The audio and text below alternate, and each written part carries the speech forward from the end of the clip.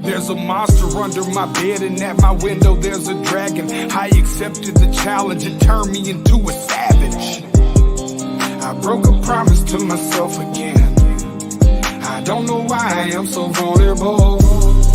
They try to help, but I won't let them in. I guess rock bottom's where I'm comfortable. Both my feet planted when most people would have panicked. I embraced the storm. I found beauty in what was damaged. I'm not afraid of the boogeyman. Instead I look at him like he's a friend. There's not a monster out there in the world that's scarier than the one that's within. There's a creature in my closet. I can hear him rumbling around. The demon screaming in the distance creates such a humbling sound. The monster that's outside my window, he's like family to me now. The things that people are afraid of never let me down. Not to say this, no, but I'm hated, so my religious freaks say I'm the biggest beast and that I made it grow. When I spray this flow, I created more creatures are like when I heat up the mic. I'm a breed of the night, but I'm tainted though. By the darkness I'm blinded, I sparked it and shined it. They find it cause mine is woe. For that they label me a demon seed. Wanna disable, need to see them bleed. Hinder me fatally and see them grieve, no. You would not believe the creature inside me. If you deceive, Khalifa's lively. We disagree when people defy me or try to take his. Whatever the fuckery toward them, you don't wanna wake this. You forsake his with a sacred, then it's over no matter what your faith is. I'm a creature. There's a creature in my closet. I can hear him rumbling around. The demon screaming in the distance creates such a humbling sound. The monster that's outside my window, he's like family to me now. The things that people are afraid of never let me down. I managed to get myself in trouble, all of this pain. Yeah, I'm down in the dope, but dose of liquor's always to blame. If I could keep myself sober, I keep my hands to myself. I take a shot and it's over, that's how I end up in hell. I hope I don't pass it down to my offspring. They get everything from their daddy, feel like I'm addicted to all things. There's no reason to change, gone too far now. And I'm stuck in my ways, back at the bar now. They say I'm a flirt and they right, I ain't perfect, alright. So when I'm thirsty, I'm perking and purposely searching for something that's hurting me so. I just can't pack up and go, I just back out of it slow. That's how it go, I like to back out the hole. What next, like I don't know. Okay. I think they be laughing at me, hands be grabbing at me. Feel like God let it happen to me, dabby blasphemy. And these be a tab naturally. Okay, yeah. I think I better let it go. Either that or I gotta let it know that I can't do that. There's a creature in my closet. I can hear him rumbling around. The demon screaming in the distance creates such a humbling sound. The monster that's outside my window, he's like family to me now. The things that people are afraid of never let me down.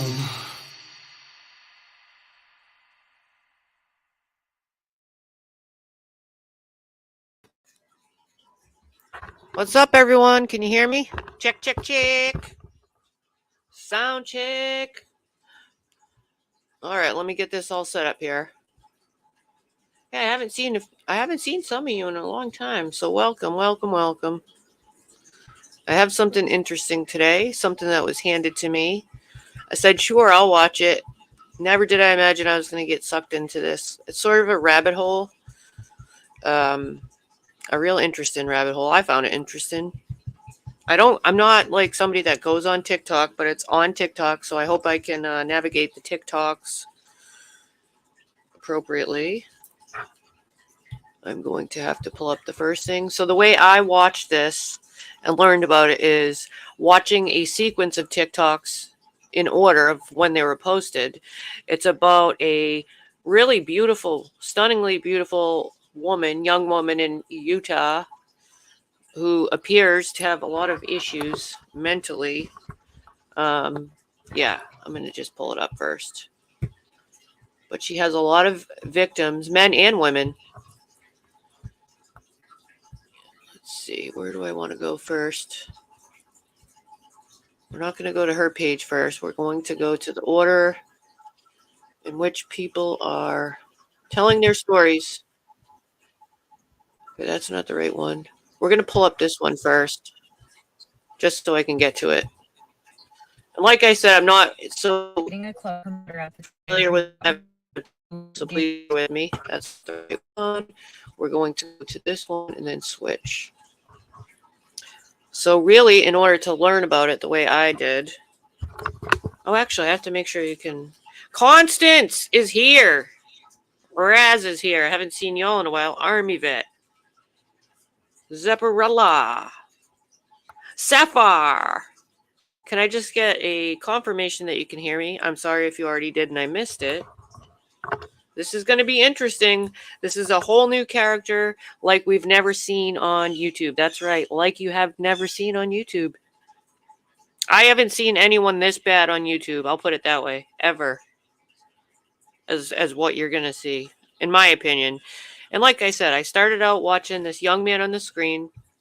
I didn't think much of it. I did my thing at the beach. I was just walking around collecting shit. And I got sucked into what's called on TikTok the rabbit hole of BrePowers. There's a whole hashtag SurvivingBrePowers. BrePowers. You're going to hear short testimony, I guess, stories from we'll call it alleged stories from all of her victims. And it goes on and on. And just when you think this can't be real, it gets worse and worse and worse. It's crazy. I have never seen anyone on YouTube as bad as this. If that means anything to any of you, and it probably does. Because I know you all think you've seen people on YouTube that you can call crazy or psycho, but I haven't seen anything to this level. It does remind me of somebody I did know before, but times 10. Amber Heard times 50. How about that? It's worse. It's on the same wavelength, but worse. Like, no, Ernie might be a saint compared to her, to this chick. So I hope I can navigate this system good, because I'm not, much of a TikToker. Like on the phone, it's different than the laptop, of course. So, and hello, Unleashed Rainbow, Lilu. I'm making sure you're all ready for this. Buttercup, what's up? And everybody, some of you probably noticed. Constance, I'm going to drop the link too. If anyone wants to watch this crazy shit with me, you're welcome to comment with me, because why not? Constance, I would love to hear from you. Where the hell you been? I was about to send in some rescue. And I think, Raz, you said you were doing a visit. I'm happy for you. That's great. I hope that was nice.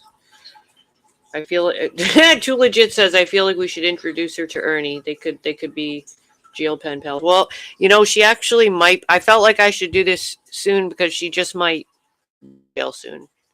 I figured out before she gets in jail, because she actually does have 6 court cases in Utah. That's right. 6 coming up in the month of October.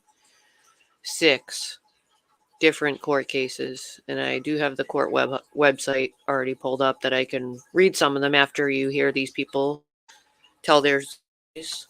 Hello, Penny Positive. I thought it might be a nice change to have the story on somebody else that's not on our sector of YouTube too, for, why not, right? Let's find a new character.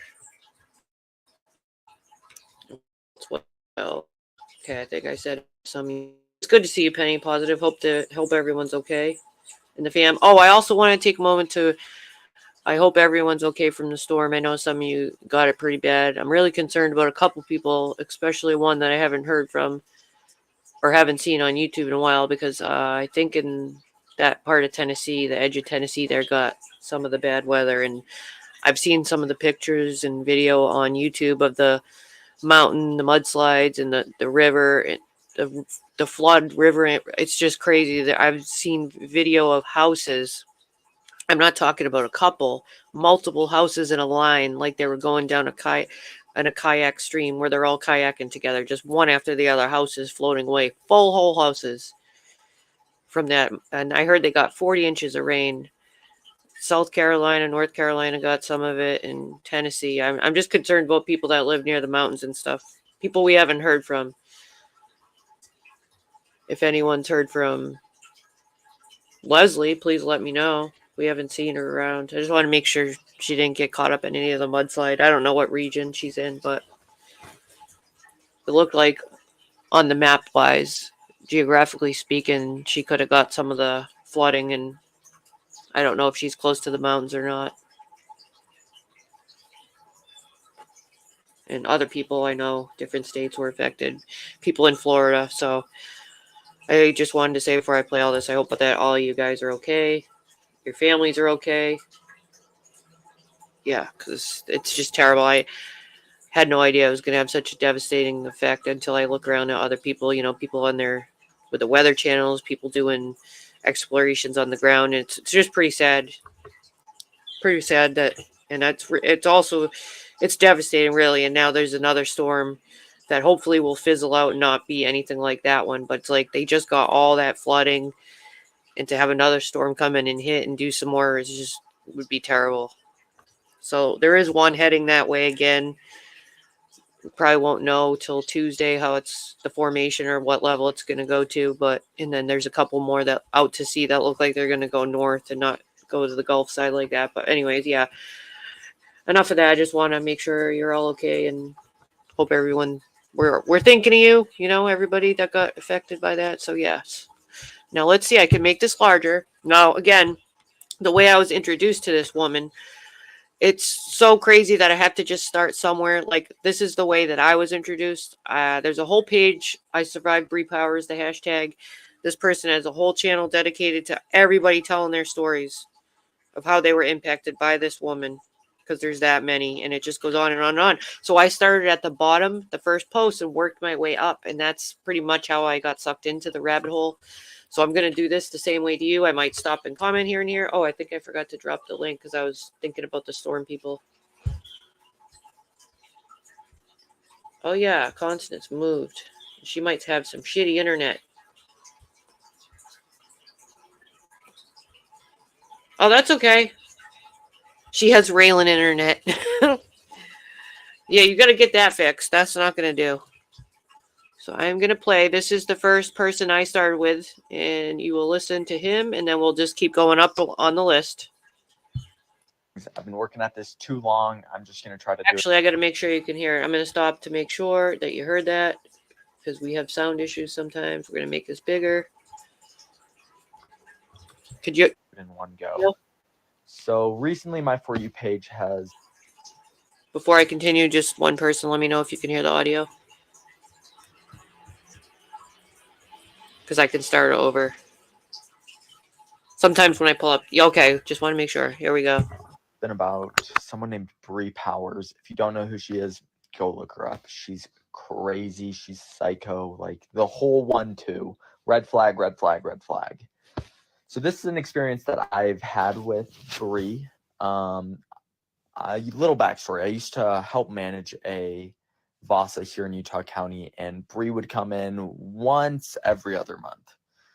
So there was a day that I was working. Someone came up to the front desk and said, "Hey, there's someone in the sauna yelling at other people. She's doing yoga in there." And that's where I went, okay, yeah, let's go figure out what's going on. I went to the sauna, and when I opened the door, lo and behold, it was Bree. So Bree was in there. She was dripping sweat on one of our yoga mats. So I went, "Hey, Bree, you can't have this in there. There's signs that say no gym equipment in the sauna. It ruins stuff." So I said, "Hey, Bree, you can't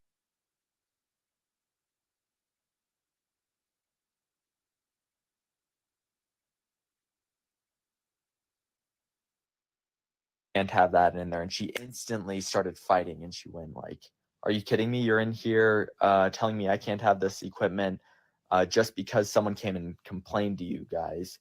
Well, what they didn't say is they were staring at my ass and boobs, and let me tell you, the sauna is probably a 7x10 room with 2-foot benches on each side.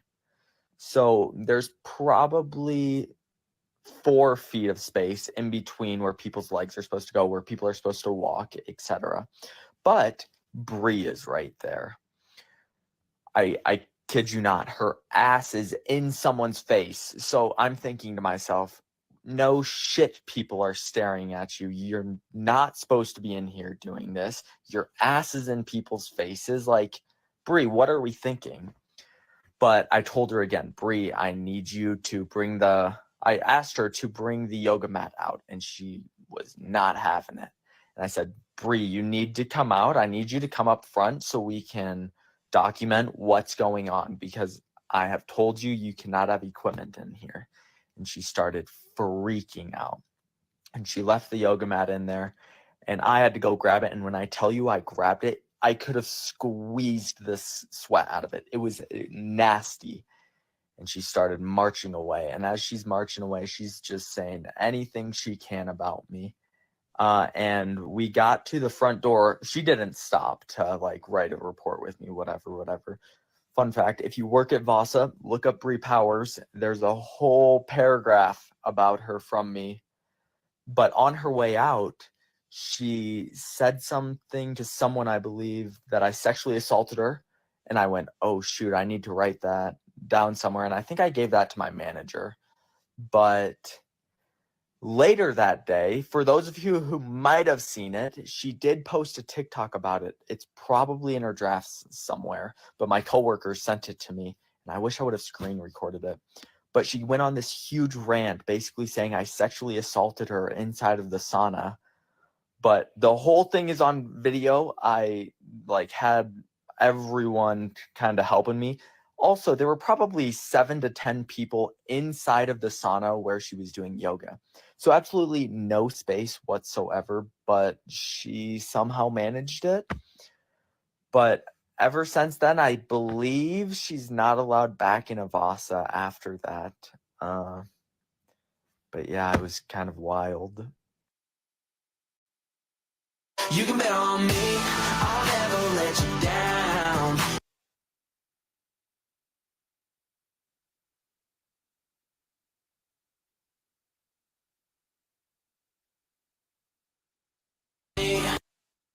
I just want any girl.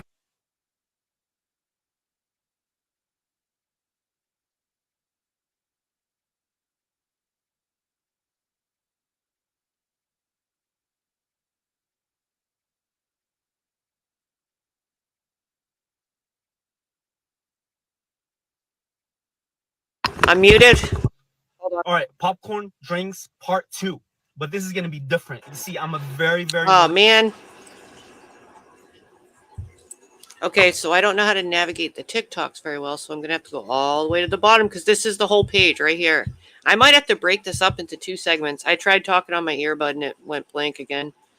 This whole channel is everybody's stories. You see how many there are? Isn't this nuts? Okay, let's see. So we're just starting. We've only heard one person's story so far. If you just came in, I'm teaching you about this beautiful young girl from Utah who has hurt a lot of people and appears to have severe mental illness. But I think a lot of people get sucked in because of her beauty. And she also tries to pick up men on Mormon dating websites. And I think she's claimed to be a Mormon, but she's not acting very Mormon-like. Here's the next guy's story. Okay, so with all the stuff about Bree coming out, I felt like I should probably share my story. I met Bree about a year ago. Dang it, how do you make this my bigger? Ex, who is now sitting in a jail cell for all the shit he did to me. So, as you can tell, he wasn't a great person either. And I would describe those two as the Barbie and Ken doll meet Harley and Joker duo because they are both beautiful people. 1 second, I'm trying to figure out how to make this larger. Okay, so... Dang it. Well, okay, sorry, so we're going to have to skip a little. Those two as the Barbie and Ken doll meet Harley and Joker duo because they are both beautiful people and like gorgeous models, but they are absolutely insane. Like crazy, crazy, crazy. I mean, that's why you're seeing this video right now. Because Brie has gone viral for showing how insane she is. And my ex is sitting in a jail cell. So all the karma that I needed has come through, and hopefully continues, because honestly, they put me through literal hell last year. I was in one of the worst spots in my life because of them. There's no pause button right here. And That's all. I don't know. I might talk about my ex if people want to hear about it, but still pretty fresh and I'm still kind of dealing with it. So I don't know if I will. No, But we want to hear the Bree I can stuff. talk about my experience with Brie. Hey, Raindrop. I'd hung out with her like twice before I felt something was off about her. I had invited her and my ex over for a fire at my house with my roommates, and they came over, and this was the first time that I was like, something's off about you. You just lied. Because she came over and she starts telling this story about how her parents had passed away. And it was a complete different story than what I had seen she'd posted online. And I was like, that seems like you're fishing for attention right now. And you're kind of being weird. She's posted 2 So different dates anyways, her when and her my ex family leave. died. I get to bed, I'm almost asleep, and I start getting phone calls off the hook, text messages, FaceTime requests, like just nonstop. And I'm like trying to go to bed because I had to work early in the morning. So I'm like, well, maybe something's wrong. Maybe there's an emergency. Why would she be like, I hope they're okay. And I didn't realize I was getting all these texts until I was like almost asleep. And so I look at the phone and I call her back and I'm like, is everything okay? And she's like, you have my keys. You have my keys at your house. Why are you ignoring me? Why are you ignoring me? And I was like, whoa, hold on, what happened? And she's like, I can't get into my apartment because you have my keys. And I was like, oh, I was just getting ready for bed. Like, I'll go look for your keys right now. And so I go outside and I check everywhere and I search for probably like 30 minutes for these damn keys. And I searched the grass, I searched our patio, I searched like the fire area, the fire pit, I searched our driveway. I even checked the street to see if maybe they fell out when they drove off. He didn't have her keys. I get back in the house and I text her. I'm like, look, I have searched everywhere. I cannot find your keys. Have you talked to my ex and to see if he has them in his car? And she was like, I'll reach out to him. And I was like, okay, well, I have to go to bed. I work in the morning. And so, yeah, I go to bed. I fall asleep. I wake up to probably like 150 to 200 texts and calls and FaceTime requests. And I'm like, oh my God, what the hell? So I text her back because I was getting ready for work. Like I was busy. And she starts going off on me saying that I stole her keys and that I was lying to her, and she doesn't understand why I would ignore her. She had to sleep on the patio in front of her apartment that night, like all this stuff. And I was just kind of like, you got the keys, bitch. like, yes, I feel bad you slept on the ground, but also you're an adult and you should maybe figure something else out. Like maybe call a locksmith. I don't know. Sounds insensitive of me, but anyway, she starts going off on me. And I'm like, I do not have your keys. Like, I really don't. And she went off her rocker. And for the next following day, she was just like berating me, calling me a liar, like calling constantly and doing it to my ex. And they were starting to get in fights on the phone, like crazy ass fights. And I was like, that's when I like, I saw a little bit of his crazy. I was like, that's weird. Mind you, I only dated him for 2 months and here I am almost a year later, still dealing with his bullshit. But anyways, back to Bree. So they start getting in fights. She's like threatening to call the cops, saying that I stole from her. Meanwhile, I had talked to my roommate and I was like, have you seen keys anywhere? And she was like, no, she had them on her purse when she She left. really called the cops over I keys. saw them on her purse when she left. And I was like, oh, okay. So I texted her, I'm like, hey, update. My roommate actually saw your keys on your purse when you left. And she just lost it and like started calling me a liar, saying that my friend was a bitch, like all this stuff. And I was like, okay, so I'm now going to block this person. Like, she's gone. There's something wrong with her. There is something wrong with this girl. So I block her, and of course, like, I talk to my ex, and I'm like, hey, like, Hey, I get you two Jillian. are friends, but I will not be around that person anymore. She is insane, and I won't be dealing with it anymore. So if you hang out with her, it has to be without me. I don't want any part of it. None. I don't want any part of it. And he agreed, and he was like, no, she's insane. Like, I'm not being friends with her anymore. Well, then all this stuff went down with me and him, and I wish Peachy was here so I could ask her how to do they something. became friends again, and she helped him do wild shit to me. But I guess the last little bit of what I had to deal with her was when I was going through the breakup process with my ex. He was getting arrested down the street from my house. And that whole day he had been harassing me, stalking me. Oh, like, you know her?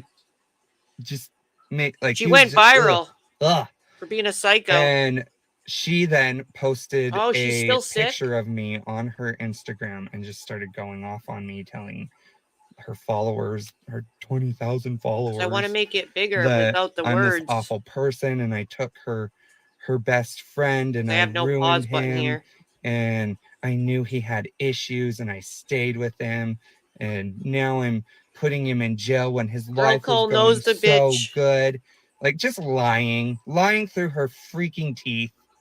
It's a rabbit hole for sure. So I had to deal with that for like the next couple days of her just berating me, calling me, texting me through Instagram. And I just had to block her on everything. And then finally, my ex, she says that my ex stole $20,000 from her. We all know that she probably didn't have that much money. 20,000. And he was stalking her apartment now. And I mean, she was posting pictures of him sitting in front of her door. At that point, he was homeless. But yeah, and then she starts posting videos of all that and starts like trying to get me involved with it. And I was just like, I'm not doing this. I'm done. Like, goodbye. But yeah. Oh, you're Utah too? To end this story, Bree needs serious mental health. You might soon. It's really nice to see that karma is being served with Bree and my ex a year later. It does make me really happy.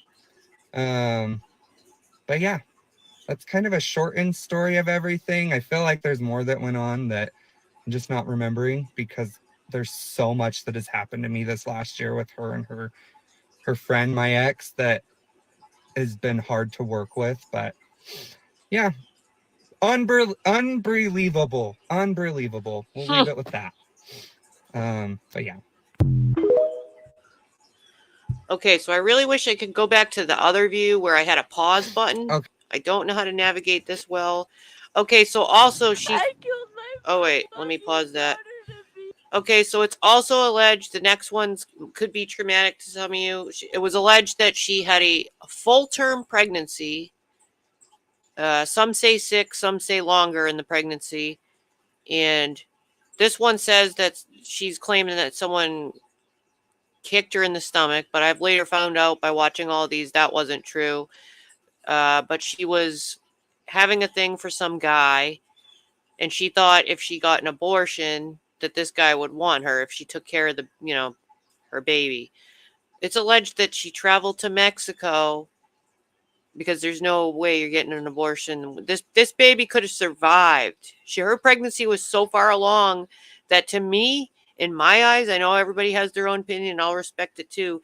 If this baby was able to come out and be in a preemie ward, that's murder to me. Okay, it was alleged she went and had an abortion. So some of that might be traumatic to some of you. So I guess I should say that now. This one might sound trigger warning, but so she's claiming someone kicked her, but really it's alleged, and it comes up later on in these TikToks, that she went and had a full-term abortion in Mexico. And it's really actually sad. Is it my signal that's going out, or is it your signal? Because I hope you fared well in the storm, all of you guys. SG. No, I haven't seen Sweet Melissa, actually. I hope she's okay, too. Everybody that got hit by the storm. I didn't want anyone to be traumatized before I play this next one. So, I'm going to try to make it... I killed my fucking daughter to be with you. I fucking killed her so that I could be with you. I killed her so that we could have a baby together. So that's her crying. I wish I could figure out the pause. Okay, so this is annoying. With all the stuff. Okay, nope. Next. No, you don't love me. Don't touch me. Stay away from me. Close the. I'm wondering how to get the autoplay off and to make this larger. Please, if anyone knows how to shut that off, that'd be great. I'm not a TikToker person. I want to be able to read this. No, you don't love me. So the one I was playing, it's her posting a picture and it says, "It's crazy. To me, my old roommate just commented on his photo 3 days ago. He kicked me in the stomach 6 months pregnant. I won my case against my abuser, who kicked me in the stomach at 5 months pregnant and raped me 1 year after breaking up with him and making me lose my VIP host jobs in Echo, at Karma Inside Echo." But like I said, it's not true. She has no case against him. Nobody kicked her in the stomach. It's alleged that she, in fact, later on, like I said, had an abortion. 8 months. Let's see what this one is. Can't see it. It says sensitive comment. Some might find it disturbing. So we're going to go here. So there's your trigger warning, because I don't remember. I killed my fucking daughter to be with There's some of the pregnancy pictures. He so jumps on people's cars and hoods. She's beautiful. She's tried to run people over. I didn't know it was going to be that one again. So here she is up on someone's hood, I think. I wish I knew how to... Oh, the pause is in the middle. Okay, but how do I make this larger? That would be great if I knew. No, you don't love me. Don't touch me. Stay away from me. Close the door. Please close the door. I think it's murder. I'm recording this. Stay away from me. I do not touch me. Do not touch me. Do not touch me. You don't have any permission. As you can see, she's beautiful. So please close the door.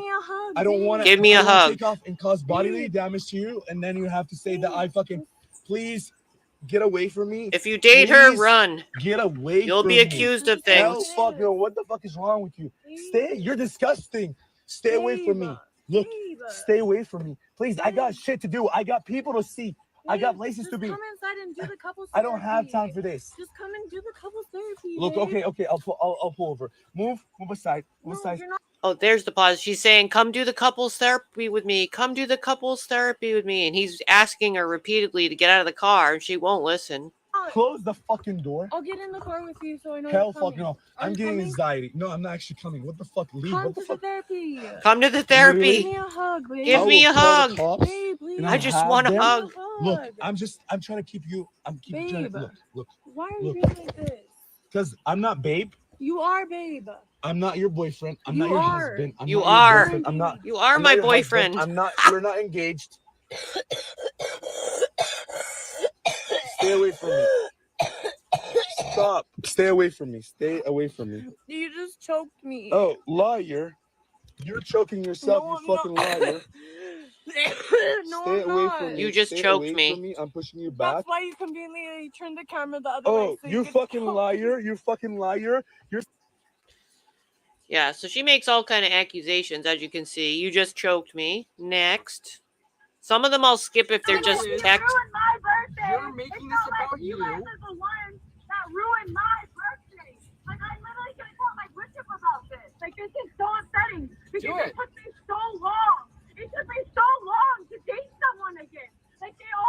You ruined my birthday. Why are you harassing a 25-year-old guy? Oh, wow. Settlement against my ex-fiance just a few months ago, and it wasn't about the money. I didn't even care about the money. I cared about the women. The women in Utah, that's what I cared about. I have a question for you. Why do you keep bringing up how rich you are, how many cars you have, how much... This is a TikTok page called SurvivingBrePowers. This entire channel is dedicated to evidence and everyone telling their story or clips, and they hashtag it, I survived Bree Powers. That's how many alleged victims of her there are. It's crazy. How much money? Like, no one... The one that brought it up. I did not. I will share it after. The only thing that was brought up. You haven't seen anything yet. I am not the kind of person to spend a lot of money on a first date.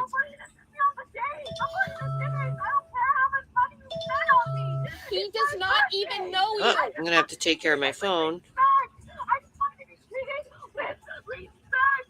It's my birthday. That's all I wanted was a friend. Someone to treat me kindly. Someone to treat me nicely. And you couldn't do that. I'm so sorry you're having a rough day, sweetheart, but you need to leave him alone. That's embarrassing. That's embarrassing if you're not mature enough. If you're not mature enough to just... He called the cops on me. He took me back home. Because you would not leave my car. I asked you to leave my car so many times, and you would not money leave. to spend. I could have drove in with him for an hour to Ogden and back, and we could have had a great conversation, and I would have been happy. All I wanted to be treated with was the fact that you ignored me when I asked if you could choose a different restaurant tells me a lot about you. That's not cool. I was assaulted by a 45-year-old convicted felon at the tanning salon. Who asked? Who asked? No one asked. Nothing about it, okay? They allowed the man to assault me after the 45-year-old convicted felon man assaulted a 23-year-old girl at the tanning salon, and he got away with it. Okay, that's not cool. And you said to call the cops on me. I'm so sorry that happened to you. That's not chill, but why are you taking it out on a 25-year-old guy that doesn't even know you? It's my birthday! This is how he treated me on my birthday! He deserves to know! How he treated me is not okay! Okay, but you've told him for the past hour and a half, you've been repeatedly harassing him, so why don't you leave him alone now, get over it, and go spend the rest of your birthday with your friends? If this continues up, you know, there's a thing called a restraining order that I could put out. I would love that. All I could do was at least let you know how you made me feel, and you don't even care. You're just a straight narcissist about it. But at least I can let your sister know. Maybe she can help you change in the future and how you treat and respect women in the future, because this is not okay. And at least I'm actually really happy that I got to talk to your sister, and it makes the difference for me. It really does. All this is because of her birthday. She thinks her birthday was ruined, and this is this guy and his sister, and they're both trying to just get her away. That's it. Do you think I'm really sorry, but yeah, you think if my sister's going to take your side I'm sure you're on your when brother's she side, knows but when you who get I am? older, you will understand. I'm listening to you. I'm an adult, sweetheart. I'm an adult. You're 18. I know. So? You are an adult. And even when I was 18, I didn't understand. I got Okay, engaged because you're at just so 21, much more. Okay? No, I don't know. I don't know anything. My grandmother's 87. She knows more than me. You know she nothing told me, about me. and I didn't listen. You know nothing about me. I know you. No, you. Listen. What's my name? What's my name? You don't know nothing. Oh. That's what I thought. Your name is Bree. I know who you are. I've heard this whole story. So stop acting so immature and leave my brother alone. It's embarrassing. It's embarrassing. It's embarrassing that you even have a brother that would treat a girl like this on her birthday. Well, at least I have a brother that actually Let alone a cares. business owner. Let alone a business owner. No one asked it's a business owner. Why does that matter about who you are? That's not what you build a relationship off of. I'm a The business fact that you owner, have bitch. such low self-confidence that you have to justify that by all of your accomplishments and that you're a business owner speaks that you really do need therapy. And if your therapist that you supposedly Illegal are business. seeing Allegedly. that you're okay. Since I was 8 years old. Okay, well, it's obviously I've not been in working for therapy you. since I was 8 years old. Okay. Okay, just listen. If I'm so sorry. You're because obvious. of the way that you treated me, and I know that I deserve better because I'm way more valuable than that. I'm so sorry that you're obviously going through something and you feel the need to take it out on other people, but you need to leave us alone. Yeah. And she also has a what's it called, semi-permanent, or you know, the tattoo makeup. She does the makeup tattooing, like lips and eyes, eyebrows, stuff like that. And it's alleged that she doesn't even have a license for that. And she has a lot of friends with money, which you'll see some of the clips following this. And there's one woman's story on here that she was traveling, and one of her boyfriends gave her $12,000 to put towards payments of something, whatever. They have money, or he had money. And when she came in, her plane landed and she spent the night with Bree, and her purse was completely emptied of 12 grand. This was one of her good friends. And everybody on here says that by about the third year of friendship, if you become friends with her, about the second into the third year is when she goes psycho on them. $12,000 right out of her friend's purse. It's crazy, man. I mean, it really just gets worse and worse every time. Oh, I just went the wrong way. Whoops. No. Darling, my bad. Now I gotta go back. Be loving you. Stop. Oh man, now I gotta go all the way to the end again. Part 2. But this My is gonna bad. be different. You see, I'm a very, very morning person. At night, I do not Look at all function these. as well. I speak a lot slower and I think a lot slower. I got So sound hopefully from something though. Okay, Bear where with were me, we? I don't do these types of Think things. we are I've been looking right. at this too long. I'm just gonna try. This one is just a. I'm gonna kind of skip through the ones that are just screenshots because it's too much to read. But these are just people, you know, posting their receipts. We already saw the birthday one. I don't know what this one is. Oh yeah, I gotta go back actually. Nope. Sorry about that. As I said, I'm not very navigational with the TikToks. I don't like how they autoplay like that. This is an article, which I have some of her art. She's in the newspaper a lot too. This article is a Salt Lake woman city got angry being told to wear a mask and punched a customer, police say. And I think I have that pulled up in a different clip anyways for afterwards because I have like all her charges. And if you missed it when I first was saying it earlier, she has 6 separate upcoming court cases in October, this October alone. 6. She's probably going to jail. She's broken orders, protective orders. It's bad. Pretty bad. What is this here? That looks like some sort of advertisement for a good time, which I don't do that kind of stuff here. Get off the fucking car. Her on somebody's car. Get off the fucking car. Get off the fucking car. She's sitting on someone's hood. I don't know how to make it larger. Funny, dude. I'll talk to you later. Just get off the car. Oh, whoops. I didn't know it was pinned. Sorry.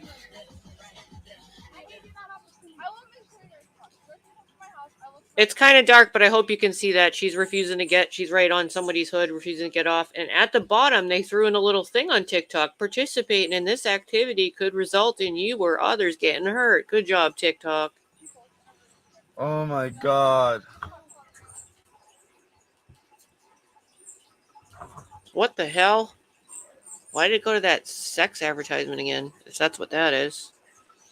I killed my fucking daughter to be Alright, with I don't like you. that. That's a clip of her. I'm so dead. Yeah, right, Sapphire? I killed my fucking daughter to be with you. I fucking killed her so that I don't know why they keep replaying this clip. That's her obviously leaving a message with the man that she wanted, where she alleged to have that abortion, thinking the man will take her. And that's why she's saying, you heard it out of her own mouth, I offed my daughter to be with you. Well, I mean, that's on you. It was a full term baby. Ooh. More charges. Let me see. Oh, that's a whole We'll read that afterwards. Next. Ooh, that's loud as hell. I'm skipping the screenshots. This one's good. My name is Madison, and I have survived BrePowers. The music. Okay, so I realized that I don't want to film that in the car. So here I am now. But yes, I used to live with her, but I'm going to say that How do I get this off here? For a very short amount of time. I moved in October 1st of 2020. How do I get this off her face? Dang it. January 1st, 2021. So I only lived with her for like 3 months. And a lot of the crazy stuff that I'm going to tell you happened when I was trying to leave. Like I was moving out. There are some like weird things that happened when I was living with her. I did not like living with her, but that stuff just doesn't seem like as important to mention and is not as crazy. If you guys want to hear about that stuff, maybe I could like make a videos about stuff like that. You guys could probably laugh, but the crazy stuff happened when I was trying to move out. And how I met her, just really quick. I was desperate to move. I didn't have any friends at the time, so I knew that I was gonna have to probably live with somebody random. And I also only made like $15 an hour at the time, so finding a place by myself was not an option. But she had a Facebook Marketplace ad, and it said, looking for a female roommate as soon as possible. I travel a lot, so basically this place is gonna be just yours. One story I am going to mention was my first day, my first full day living with her. It was me, her, and her friend, and we're all hanging out in her room. And her and her friend had gotten into like an argument. I can't even remember why. I believe that it was like the day of the election of Trump and Biden. And they got into a fight and they started to argue. And then a flip just like switched in Bree, and she was yelling at her friend. Like she was yelling at her in a way I was like, whoa, like I didn't even know how it got to that point. And I remember in my head thinking like, who did I just move in with? Like, because the way she was talking to this girl. So at that point, I had already figured like, I don't think this is going to end well. Like after that day, I was already scared of her. Like I knew that I probably could not start an argument, and don't try to argue with this girl. The lease was only 6 months. So I was like, I can push through and find somewhere else. Even prior to like not even knowing what she was really like, I had planned on moving out later because throughout the time of living there, I literally could not afford to live there. So, okay, now that we got all that. Earbud testing. When things started to get really crazy. So when I moved in, Bree had told me that the landlord wasn't very nice, and like the landlord was even like kind of crazy, and that I should not reach out to the landlord and she will deal with her. And I just took her word for it. The leases were signed, so I was like, I don't really have a reason to talk to her, so I just was like, okay, I won't. I'll just come to you.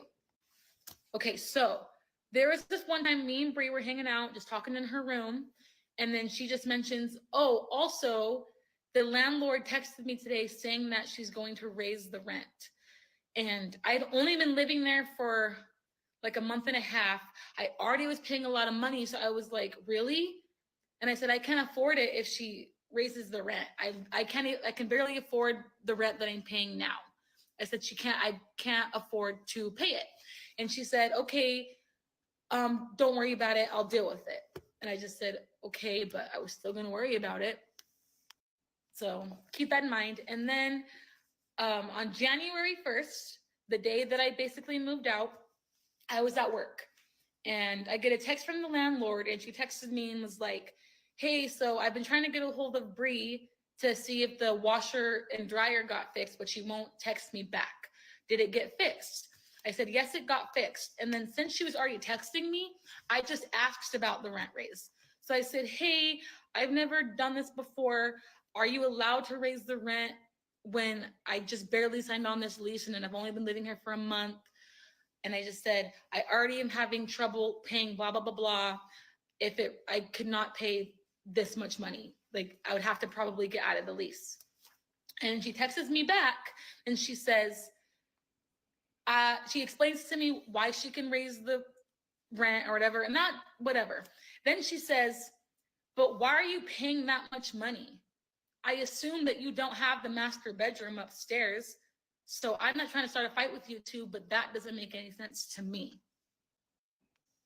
So basically, she told me that I was paying more than half of the rent to live there. So I was like, what the heck? And I didn't want to start a fight with her. So I just screenshotted what the landlord sent to me and sent it to Bree. I didn't say anything about it. I didn't talk to her in any sort of way. I just took a screenshot and sent it to her. And she flipped out. She flipped out and she was like, I told you not to text her. I told you that I was gonna deal with it. But it looks like that you were already planning on moving out after the lease. So she was just yelling at me. And I was not responding. I was not giving in to how she was talking to me because she was just getting mad at me. So then I'm just sitting here ignoring her. Bree's blowing up my phone.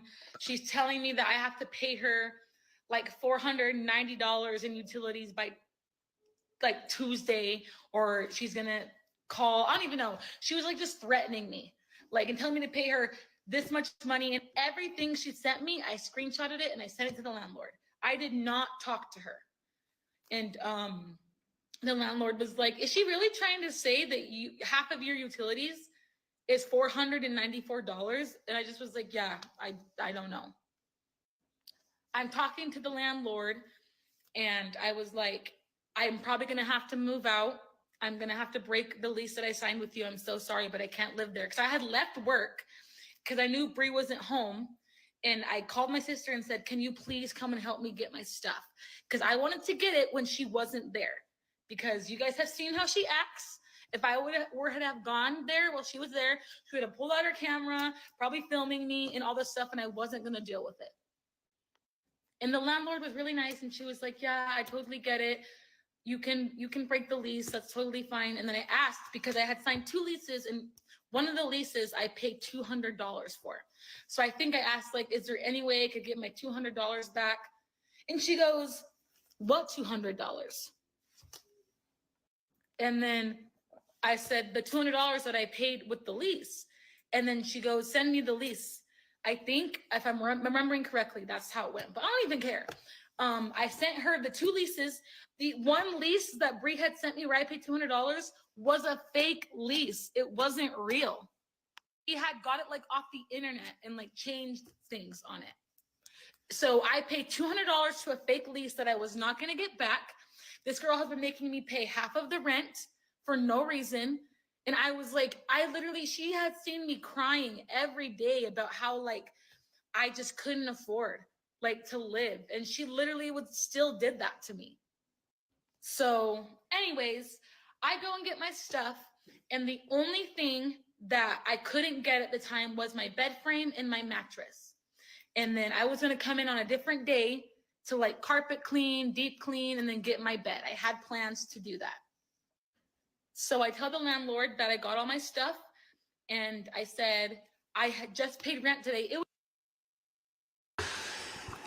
Yeah, so she totally scammed her by saying when she first moved in, don't talk to the landlord. The landlord's crazy. I'll handle the landlord. That's because she made another fake lease and charged this girl extra money, more than double the rent. And when the landlord found out, like she was saying, the landlord said, well, don't you have the master bedroom since you're paying more? And that's how she found out she's paying extra bills and shit. And this girl, BrePowers, even made a fake lease and charged her extra money for herself. It's like scam after scam, but it gets worse and worse. It was January 1st, guys, so I just paid rent. And I was like, so I still live here technically, so I'll just come get my bed at the end of the month since I still live here. So then I'm just like talking to the landlord, just communicating, whatever. And then the landlord says, hey, so the washer people said that they saw a cat at the house. Does Bree have a cat? And at this point, no worse. I was mad at her. So I just said, yeah, she has a cat. And I also didn't know if she was like going to put the cat on me and all that stuff. So I said, yeah, she had a cat. And the landlord was like, oh, I'm going to have to kick her out. And she also was like, but I've been trying to get a reason for me to kick her out for a long time. So I'm glad that you told me. Because I guess she had been getting complaints living there forever. So then she said she has to kick her out. And then I'm scared that she's going to get kicked out. And then she's going to come after me. The landlord said that she was just going to say that the washer people said something and I had nothing to do with it. But in the end, she ended up saying that I confirmed it anyways. So it came back to me regardless. Hello. Part 2. My name is Madison. And I have survived BrePowers. I love her intros. Okay, so I realized that I don't want to film that in the car. So here I am now. But yes, I used to live with her, but I'm going to say that I only lived with her for a very short amount of time. I moved in October 1st of 2020, and I moved Oh, wait, out is this January the same 1st, one? 2021. So We need to go to the part 2. You're making this about you. Where'd the part 2 go?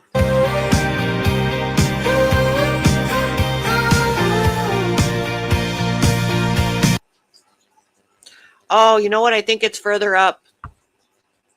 I think she did it later. We're going to talk about all of the Utah drama right now. So let's get into it. Utah drama. Let's see. There's the Secret Lives of the Mormon Wives, but let's be real. That shit is... We love watching it. It's like watching our neighbor. And then there's the ever so amusing drama of Miss Strawberry Blondie, Bree. Not going to say her name because she's going to try to sue me. Anyways, it has come to my attention that she has now shifted focus and is not about me anymore and is about a couple of other people. This Strawberry Blondie, she's quite the character here in Utah. I initially met Miss Strawberry Blondie through the bar that I worked at in 2019, and I actually ended up kind of leaving the bar scene because I got myself into trouble. I went to jail for using drugs. But we're past that. I work in addiction and recovery, and I'm very happy to explain why. I was going through a phase, and it was very serious, and I was blessed to go to jail. That's all we gotta say. I take full accountability. I gladly will say that I was partaking in doing some bad things with some bad people, and here I am today. But that's just the little itty bitty part of the story. So rewind.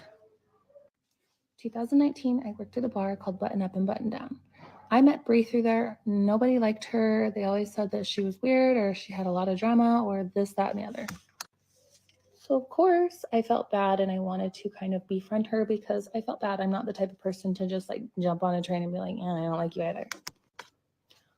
Little did I know it would backfire. When I got out of jail, I was in between jobs and I was trying to figure out what my next steps were. So I think Bree had made a post, or I reached out to Bree at some point and said, hey, I know you're still working at the bar. Do you think they'd let me come back and just do like the bottle service? So I did for one single night. And the night that I did, I had picked Bree up from her house to take her to work with me. And I had told her exactly what had happened. She confided in me about some other things in her life, all the drama that was going on. And I should have known right then and there. Now, fast forward again. At this point, I had seen that she had made a post with Macon or Macon about, or a podcast regarding women's rights and being in the foster care system and how her parents themselves, and same old story all the time. On his post that he had with her, I had commented because in the bio it said, women, do you feel like this is accurate? And she basically said that women don't have the same rights as men do and yada, yada, yada. And so I commented back and said, I don't feel like this is the case for me, as I have plenty of rights. I don't feel like I am any way, shape, or form feel like I have less than a man does. She was not happy. she commented underneath my post and was like, is that why you this, that, and the other, and your baby daddy beats you, and you said this, that, and the other. And she said that I had slept with my old boss, which is 100% not true. She said that I had a relationship with him, and the reason I don't like her is because he started a relationship with her. Honey, I could care less if you had a relationship with him.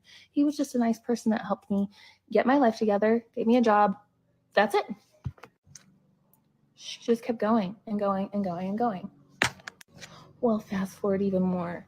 I recently saw a video where she made a post about a gentleman that reached out to her through a LDS dating website and wanted to come get services for himself and potentially date her. First of all, what kind of weird way of going about dating is that? Like, hey, let me come pay you to date me, basically. Nothing against you, buddy, but that's just kind of like an odd approach, you know? And then I saw a post that my friend had made regarding the whole situation and how she had her bouts with Brie too. And Strawberry. Anyways, this woman is a little lost. And I'll be completely honest, I blocked her after everything. I did everything in my power to keep her away from me. But hold on. Then I remembered I work in addiction and recovery. And I was like, you know what? Maybe she needs help. I'm going to extend my help to her and see what I can do. So I sent her a message and said, besides whatever hate we have for each other, I'd be happy to help you. Something along those lines. I wanted her to get help. No response, but like a month later, I got a call from her where she was slurring her words. She seemed like she was off. I said, are you okay? And she's like, oh, this is the wrong person. How's it the wrong person when you had me blocked, honey?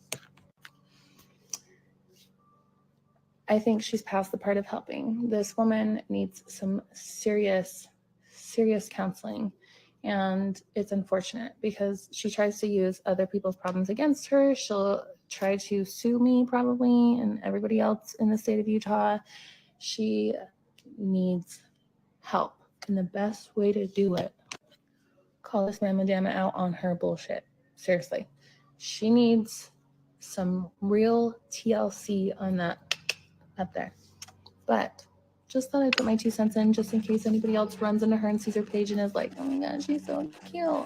She's a wild little psycho. Let's get out of business. We're going to talk about... She's a Mormon escort. All right, we're skipping screen shoots.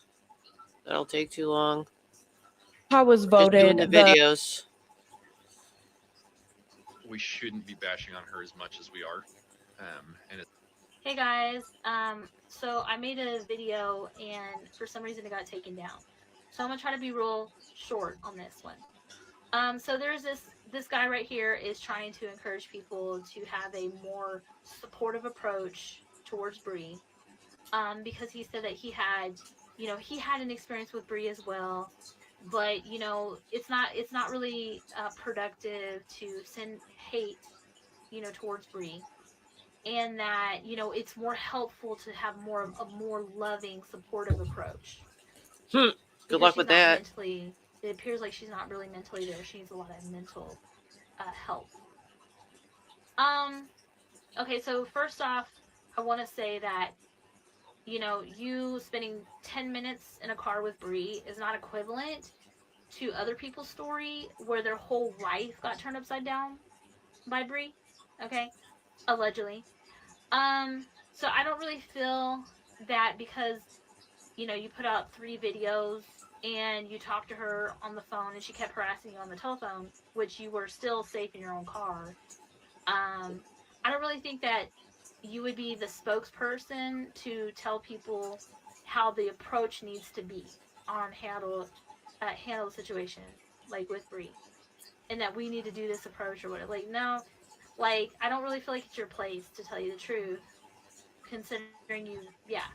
And I've already mentioned that. So either way, there are people that do evil stuff because they choose it, and it has nothing to do with their mental health. A lot of people will use the mental health as an excuse to not take accountability. Because when people do horrible shit, that why do you think they always try to play they always try to plea insanity? You know what I mean? It's because they don't have to take fully, accountability. To say, oh, well, they just weren't all mentally there. They got issues mentally. So, no. There are people, when somebody chooses something where they actively go out of their way to try to hurt somebody, okay, then that's evil, okay? And it has nothing to do, it does not matter what issues they have. It doesn't matter what their childhood was. You make choices, okay? And when people support a victimhood of people and they give people a pass because they're really good at playing the victim because they've worked before. I don't remember seeing this you're not one. helping anything. That's okay, you're not kinda helping loud. the situation. And that's why things don't get brought to light a lot of times in society. It's because people give too many people passes. Accountability is the if you're showing love towards Bree, it's accountability. Okay? Allegedly. So I'm just saying, like, yeah, and then also people will play dumb as well, and they'll get away with the most horrible things, but they'll act dumb. Okay? It's like a pool shark. And when somebody knows how to manipulate and they know how to, lie and do all these things, allegedly what is showing that Bree has done, they're freaking really, when she says she's educated, that's what she's freaking educated in. And when people, when they operate that way in their life, they get better and better at it. Okay? Yes.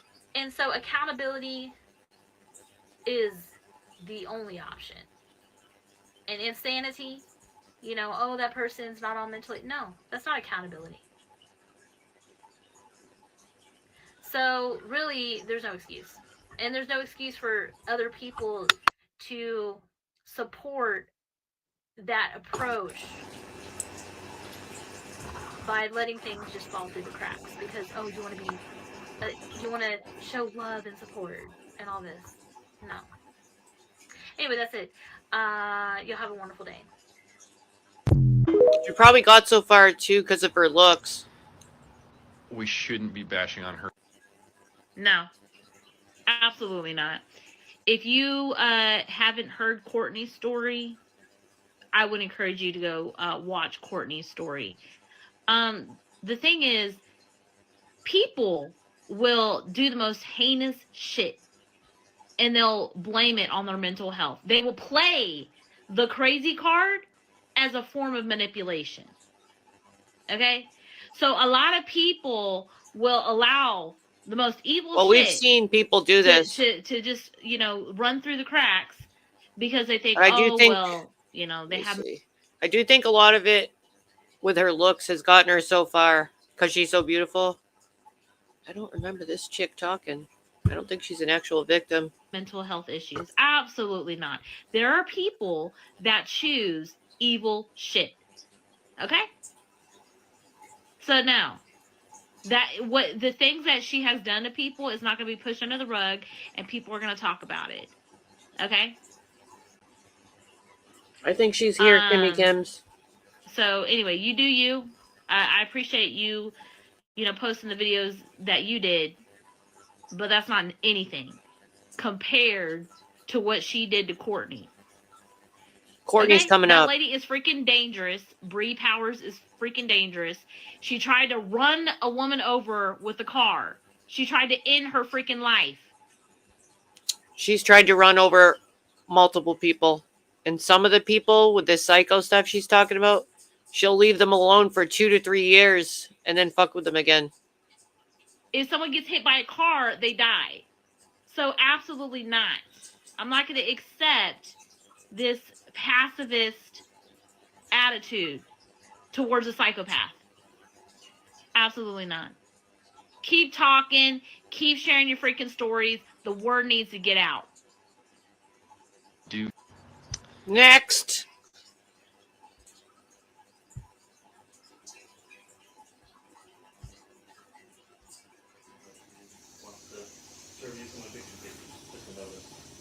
Well, that's the police. Just a notice. Just so you know. Go right now. It's just a paperwork to sign. I think this is the one where her roommate's trying to get her stuff. She did say that I threatened her earlier. What up, Clean Urine? This text message, I said I'm scared to already went over that. Issues and how angry I feel towards you for betraying me, for lying to me, manipulating me. That was not a threat. I am in therapy right now, and that was just a warning that I did not want to speak with her in person. Oh, they have. How heated we both were. Let me pause this just to say I have the Utah court website pulled up. She has 6 cases in the month of October. This October, she's going to court for 6 separate issues. We're talking about breaking protective orders, trying to run people over, extensive crimes. I don't think she's going to make it out of jail. I think she's probably going to go to jail this month. Okay. Let me continue. Her roommate was scared to go back. I've never met anyone like her. But also, yeah, she can serve me with eviction notice, but I've paid my rent. She can't technically legally. I told you I did not want to talk to her. Great, then don't. Then stop when we ask you to. Don't yell at me. She's the one who started. And I just told her to stop too. Yeah.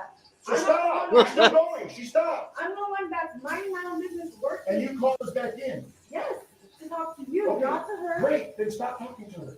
I'm not talking to her. You're yelling at me, and I'm telling you not to yell at me. Because you were just talking. Okay, I'm not going to go back and forth, Brianna. Don't yell at me. Well, then grow up and stop. What's your name? You got it right there. Yeah. Okay, you're aware that I have mental issues, and I'm going to report to your officer that you're yelling at me. That's beautiful. Yes. I think that's great. You have your attorney on the phone too. He heard it. Yes, he did. Yep. He's like, I'm not dealing with her. So she needs to sign them or she just take them? She can sign them. Not saying A copy. I sent her a copy in her email where she can sign him. She doesn't accept to. That's okay. Okay. That's why we don't serve these things. Want Just me to give it take to a her and picture they can email figure it to out. right now? Wants to serve you some eviction cases, just a notice. Eviction. Just a notice, Just a notice. Just so you know. Doesn't go right now, it's just a paperwork to sign. Okay. But I also want to make clear that because she did say that I threatened her earlier, and in this text message, It's playing over my bed. Yeah, she's very juvenile. Part 2. So Bree's got to get kicked out. So this is part 2 to the other woman that had started to tell her story a few clips ago. And her life gets really messed up. It's not fair. I think she had to get kicked out by the end of February. So, yeah. So then I'm sitting here like wondering what Bree is gonna do to me because she knows that I confirmed that she had a cat. And one day while I was at work, and here's the thing, I'm gonna add this in. I would talk to Bree all the time about how much I loved my job. I worked at a school and I was a teacher assistant for special needs kids. I really liked my job. That was like the only thing in my life that I liked at the moment. So she knew that I loved my job. But anyways, I was at work and then I get a call. You hear that? Bree knew that she loved her job. So what do you think she attacked next? Her job. From the office to come down. I go down to the office, I walk in, and the principal's looking at me like, I need you to sit down. So she goes, I go and sit down, and she goes, so I heard you recently moved out. And I said, yeah, but I just had to leave that place. And then she was like, well, your ex-roommate just called the school. And I wrote down what she said. She called the school and told them that I spend all my money and all my time buying alcohol, partying with my friends, and doing illegal drugs. And she goes, and she said that if they don't fire me, she has connections to like KSL and that she will get this like school closed down, like threatening the school. So I'm like crying, I'm freaking out. And the illegal drug that she's talking about, I'm sure we all know what she's talking about. It helped. So this chick called her job and threatened them. If you don't fire her, I'm going to do this, this, and that. So basically threatening the school. me go to sleep. I usually did it to help me go to bed. And the principal, I'm so grateful for her because she knew me prior. I would watch her kids in the morning. I met her kids working at the daycare prior to working there, and she's the one that got me the job at this school. But she goes, I'm so sorry. Like when she said your name, I was so sad that this had to happen to you. And she said, just, I don't care what you're doing outside of school. And she said, but if you are doing anything like that, I would take a break right now, because if we were to drug test you and it came out positive, you would be fired immediately and you would not be able to work in a school pretty much ever again.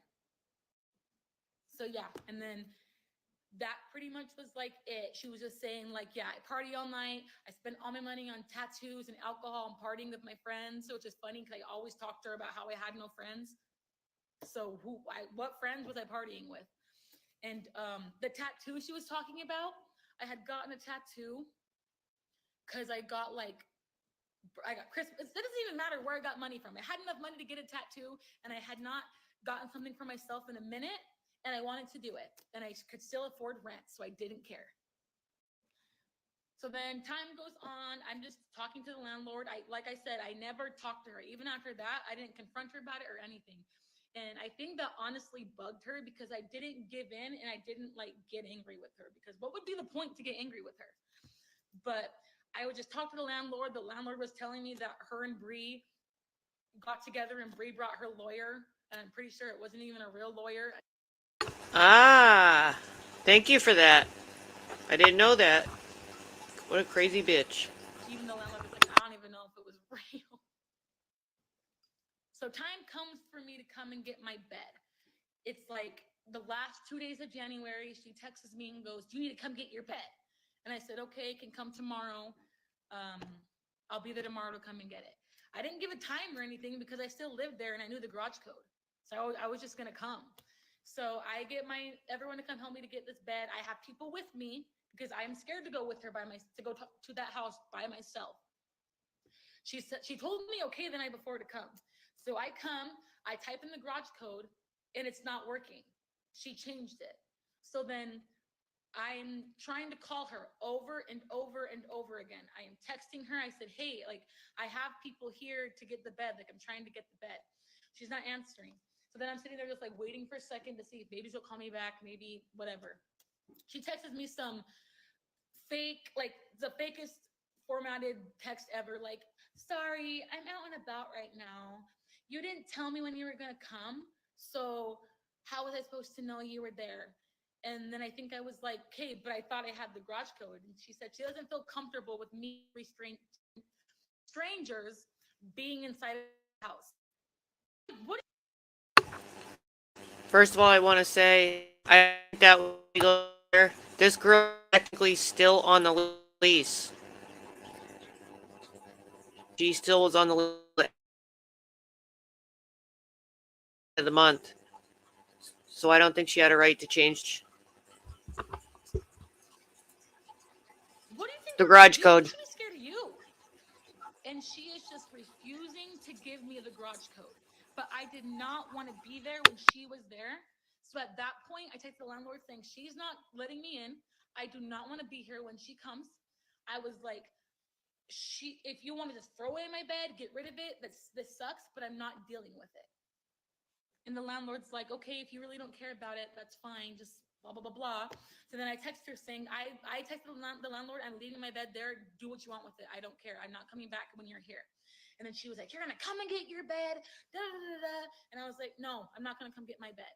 And then the landlord was like, hey, so since she's getting kicked out in February, I think she had to get kicked out February 1st or something like that. She was like, you can just come get your bed when she gets kicked out. And then I said, okay. And then I believe I told her that, or the landlord told her that. So I was like, or we both did. But she knew that I was going to end up coming to get my bed now. And then the landlord's like, well, if you really don't care about your bed, I'm sorry, but you can just leave it there and tell her to deal with it. And I was like, okay. So I texted Bree and said, I'm not coming back here with you here. You keep my bed, sell my bed, get money from my bed. I don't care because I'm not coming to get it, because I'm not going to get it when you're here. And she's telling me like, you're gonna come get this bed. And she's like getting mad at me. And I'm like, no. And I think that's like the last words I said to her. And then the landlord's like, actually, she's getting kicked out soon. So just leave your bed there. I will let her know too. And then when she's moved out, you can come and get your bed. So I was like, okay, period. Yeah, I'll come get my bed. Because I really did not want to get rid of it. So I leave and I'm like, okay, I'm going to get my bed later, all this stuff. Yeah. I go, and then Bree sent like pictures of my room to her about how dirty I left it when I was supposed to come and clean it. Like, I literally had plans to come and clean it. I'm not going to say that it was clean. Like, it probably was like dirty. Like, I probably did need to clean it, but I wasn't going to clean it when she was there. I was going to clean it when I got my bed. But she sent like she sent a video to the landlord of like she went inside of the trash, and like, it was so stupid. I didn't know what she was even doing. Anyways, time goes on. Bree has to move out, I think, soon. And the landlord texted me and she says, hey, did you actually end up coming to get your bed early? I said, no. She sends me a picture. Gone. I don't know what she did with it. I don't know if she threw it away. I don't know if she sold it, but my bed was gone. And I was just so shocked that she actually threw it away. And I don't know why I was shocked. That is such a her thing to do. I didn't like confront her about it or anything. I just was like, whatever. I was okay with getting rid of the bed before, and I'll just get rid of it now. It just sucks knowing that like I had hope that I was gonna get the bed back, but whatever. I have not talked to her since. She's tried adding me on Snapchat like 3 or 4 times. She messaged me on Instagram last year and was like, hey, there's this other adopted Black girl that I met at church, and I told her about you. And she's going to message you because I think you guys would be really good friends. First of all, leave me alone. Second of all, leave that Black girl alone. Third of all, leave people alone. She has not had a good experience with anybody she's ever met. Anyone. But anyways, so that is my experience with her. I think it's pretty crazy. I hope you guys think it's the same. But I hope you all have a great night and stay away from BrePowers. So I wanted to come on here on behalf of my sister, on behalf of my family, and share our experiences with BrePowers. So just to start, it's really, really, really mind-blowing to me how many people have had these. Is this girl louder? I think the other one just had her volume down because I had mine cranked up all the way too. But this one sounds louder to me. These collective experiences with her, it's actually really disturbing. The videos that I've seen on here are inexcusable behavior, disgusting. She should be in jail. So about 3 years ago, my sister became friends with Bree's ex. She did not like that. She didn't like it at all. She started stalking and harassing my sister and my whole family, sending horrible messages. These weren't just like insulting messages, like, oh, you're fat, you're hideous, whatever. It was threats. She threatened to kill my sister. She threatened to stab my other sister. She messaged my grandma. She messaged my aunt. She messaged pretty much every relative that we had, saying really disgusting things. She at one point messaged my 13-year-old sister, at the time she was 13, about very inappropriate things, like pussy juice, and just stuff that you shouldn't be messaging a 13-year-old. Oh. My sister, of course, would block her on everything. We would block her on everything, but she would make different accounts. It was consistent. It was a 13-year-old? That's hideous. Every single day. She messaged my sister on different phone numbers multiple times a day. How she got the phone numbers? Who knows? I don't know. She was sending her death threats. It was really, really, really severe. My sister could not change her phone number because at the time she had a business. She had hundreds of clients, and she's not going to Debbie, when I saw her, I was like, this chick is worse than anyone I've ever seen on YouTube. But yeah, you're right. And towards the end of me watching all this and finding her court stuff, I actually found her YouTube channel. Look at him yet, but I pulled up. I just haven't checked it out. Convenience herself with changing her own phone number. Like that would change. It would just mess up everything. It was extremely inconvenient to change her phone number. So that was kind of the last resort that she came to. At the day, it really just became her only option with changing her phone number. She had to change her phone number because it was completely stalking. It was completely stalking. This went on for years. This went on for years, even after my sister was no longer friends with her ex. It got so severe that one night she actually broke into the place that my sister was renting. My sister got home late one night. She didn't lock the front door. She forgot to. She got into the shower. She was showering, and then she heard the door open. Bree pulls back the curtains, and my sister is terrified. She's terrified. And Bree starts calling her names. She says, "You're fat and you're ugly." Did you hear that? She was in the shower, and this bitch really just walked in like a horror movie and peeled back the curtain to yell at her while she's in the shower. That would give you PTSD and everything. No, that's seriously like a nightmare when you're in the shower for anyone. You ever think about that after watching a horror movie? This bitch legit played out a horror movie. Oh my God. And she starts to try to fight her. It's so insane because this sounds like something from Fight a TV her show. in the Like it shower, sounds like something you'd be naked. watching like on a cheesy early 2000s TV show. This is real. This is legit. She starts saying, "You're fat, you're ugly." She tries to start to fight her. She actually attempts to assault her. My sister puts her arms up and basically says, "I'm not going to touch you. Get out, get out, get out." So of course she got the police involved. Of course she filed charges, but a stalking injunction, if anybody knows anything about a woman filing a stalking injunction with the police, it's rough. It was really hard because she lived out of state. It was a super lengthy process. But basically, long story short, it's kind of a situation where if Bree contacts her, then she could get into huge trouble. She could get arrested. She could be charged. My sister moved out of the country for about a year. She still tried to request her Instagram while she was out of the country. And keep in mind, this is a time period in 3 years. This is That's 3 true, years. Mountain And Sky. my sister's not even in contact with her ex anymore. Like, she's that fucking mental. Also, before my sister put herself on private, put all of her, Instagram, Facebook, whatever, on private, Bree went through her whole friends list and messaged those nasty things to my sister's friends list. So it was All like of them. elderly old ladies, like neighbors from when we were, 12 years old. She messaged everyone on her friends list, even old ladies. Bro. Messaging my sister going, "What is going on? Like, who is this girl?"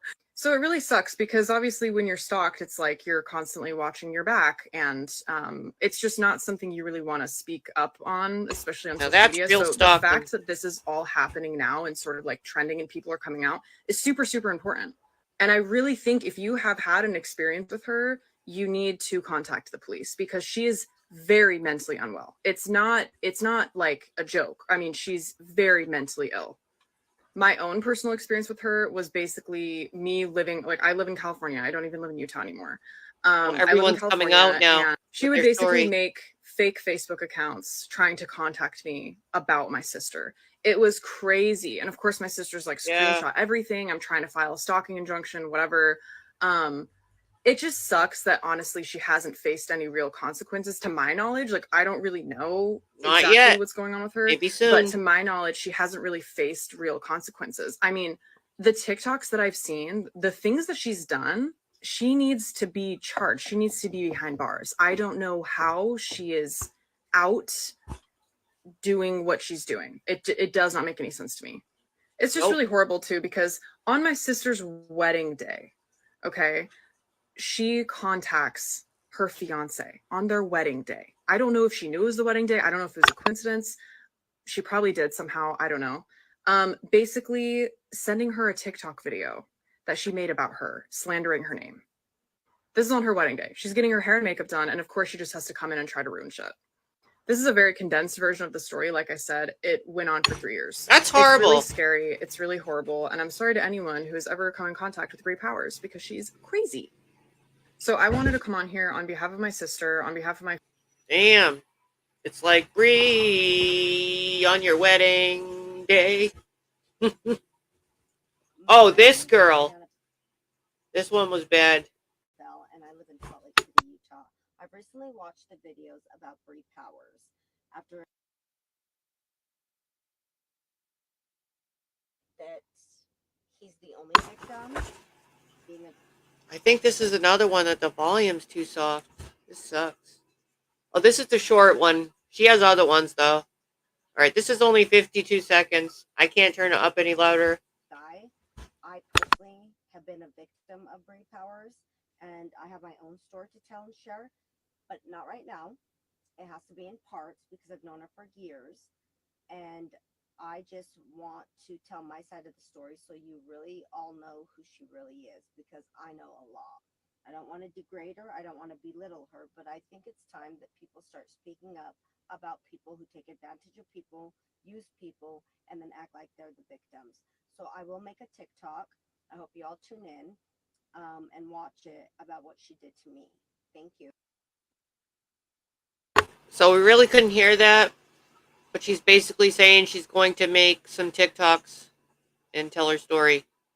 This is the woman that she stole $12,000 from out of her purse when she was sleeping. It was their traveling money to pay bills. What in the hell is this? Why is it blue like that? Did I highlight it? There we go.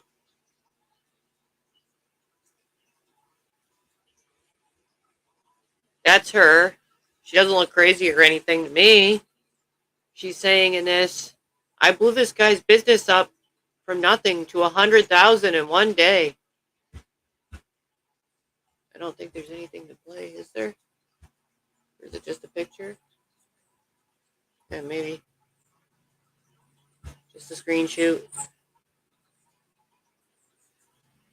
Okay, so this says Bree is casually asking for a $100,000 donation to pay for her lifestyle and fake business. Do not donate. Justice for Courtney. And we'll get to Courtney again. We're going to skip the screenshots. I'll be posting the link after if you want to go read them. It'll just take too long. I'd rather you hear the stories. That's the charges, but I'll show that after.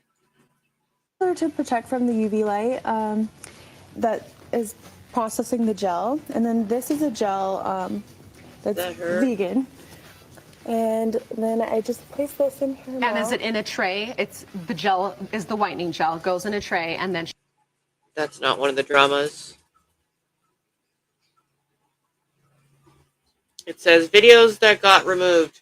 Courtney and Victoria's stories make way more sense. Lie after lie from you, Bree. And we'll see more. Okay, that's what I'm asking for is proof. Yes, I do. This says BrePowers harasses a girl's family, claiming their loved one is dead. She wasn't, and is arguing with them, harassing them. This got removed, so please share. You're saying you're drunk. You're changing your story. You're saying you just Googled the intake from 2021.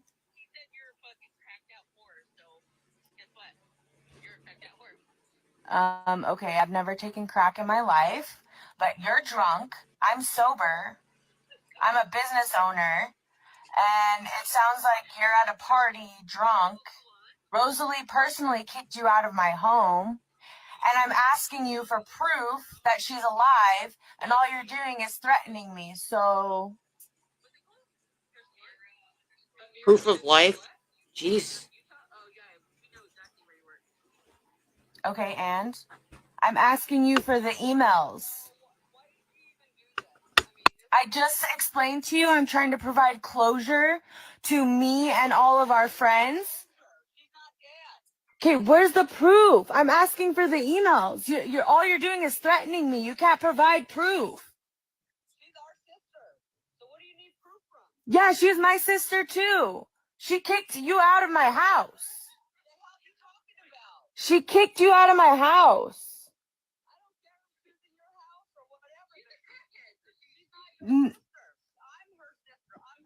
Okay. So where's the proof that you've seen her and talked to her and that she's even alive? When? Where's the proof? Okay, can I see those emails? That's all I'm asking for. Why?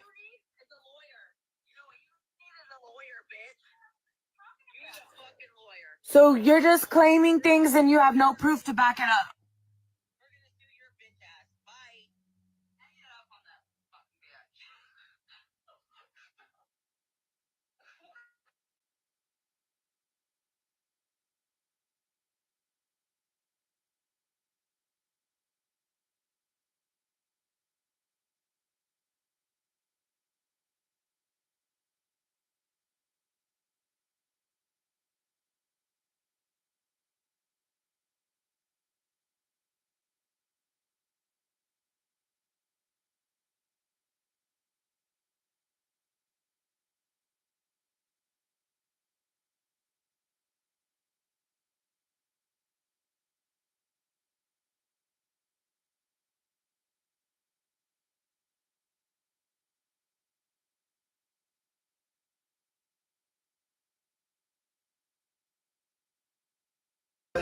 Push me to the edge.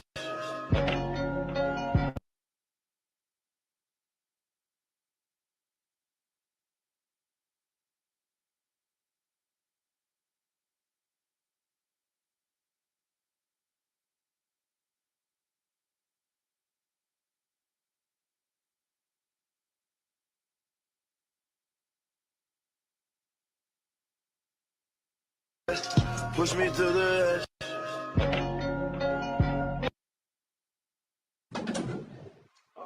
That they found her dad overdosed on somewhere in fucking California because he was like a homeless junkie.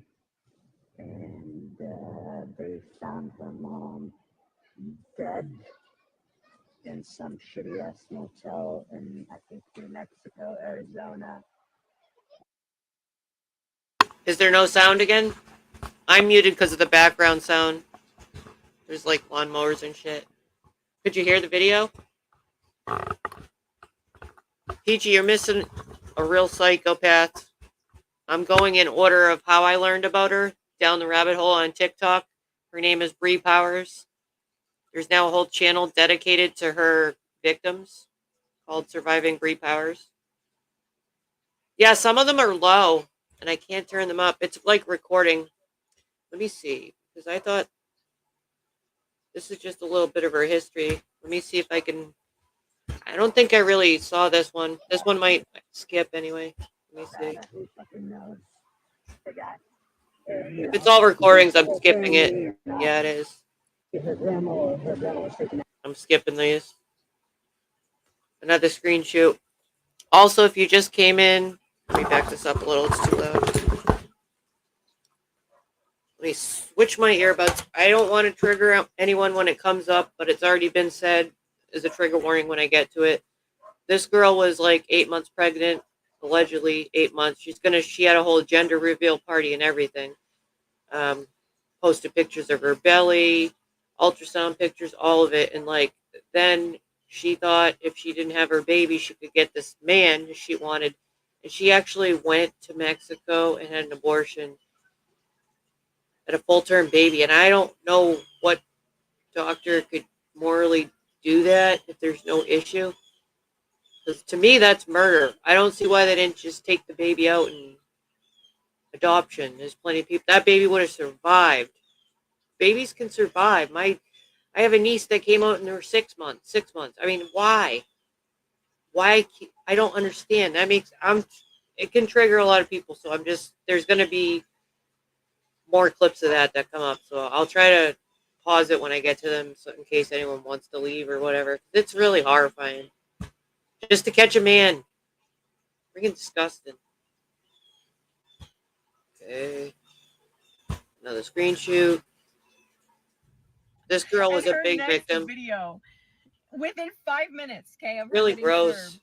Well, some people I'll show you when we get to it. She's recording her belly on the phone, and she's there's shaking. literally pictures of her with her shirt up showing her belly. So she had a full basketball there. Okay.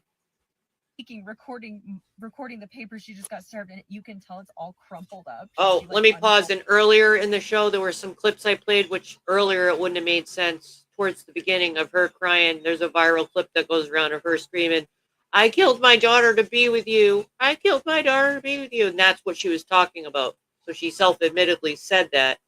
She's talking about flying to Mexico to have an abortion there. But it doesn't make sense to me because the baby's full term. That, to me, is murder. The baby would have survived. It was basically a human already, ready to be out in this world, so I don't understand. Folded it and she's recording it. BrePowers, And B-R-E. the problem I had with that One was, E. is my address was on that, and she put it out there on social media. Now, I also want to say there's so much of this. It goes on and on. This is about when I got sucked into the rabbit hole to the point where I watched every episode on this. I just listened to when I was beach walking, and I was just fucking mind.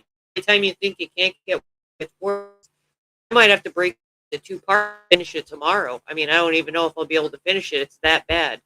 I wanted to be able to tell you about the court records. She has fake charities up. There's Redheaded Storm's in here, and she's from there, and she knew about her. And there's a couple other people in here that knew about this. This channel's called SurvivingBrePowers, and it's all people. Like, everybody's coming out now. And as I said, she has 6 court cases alone in October. And I don't know if any of them viewing them. I think one court.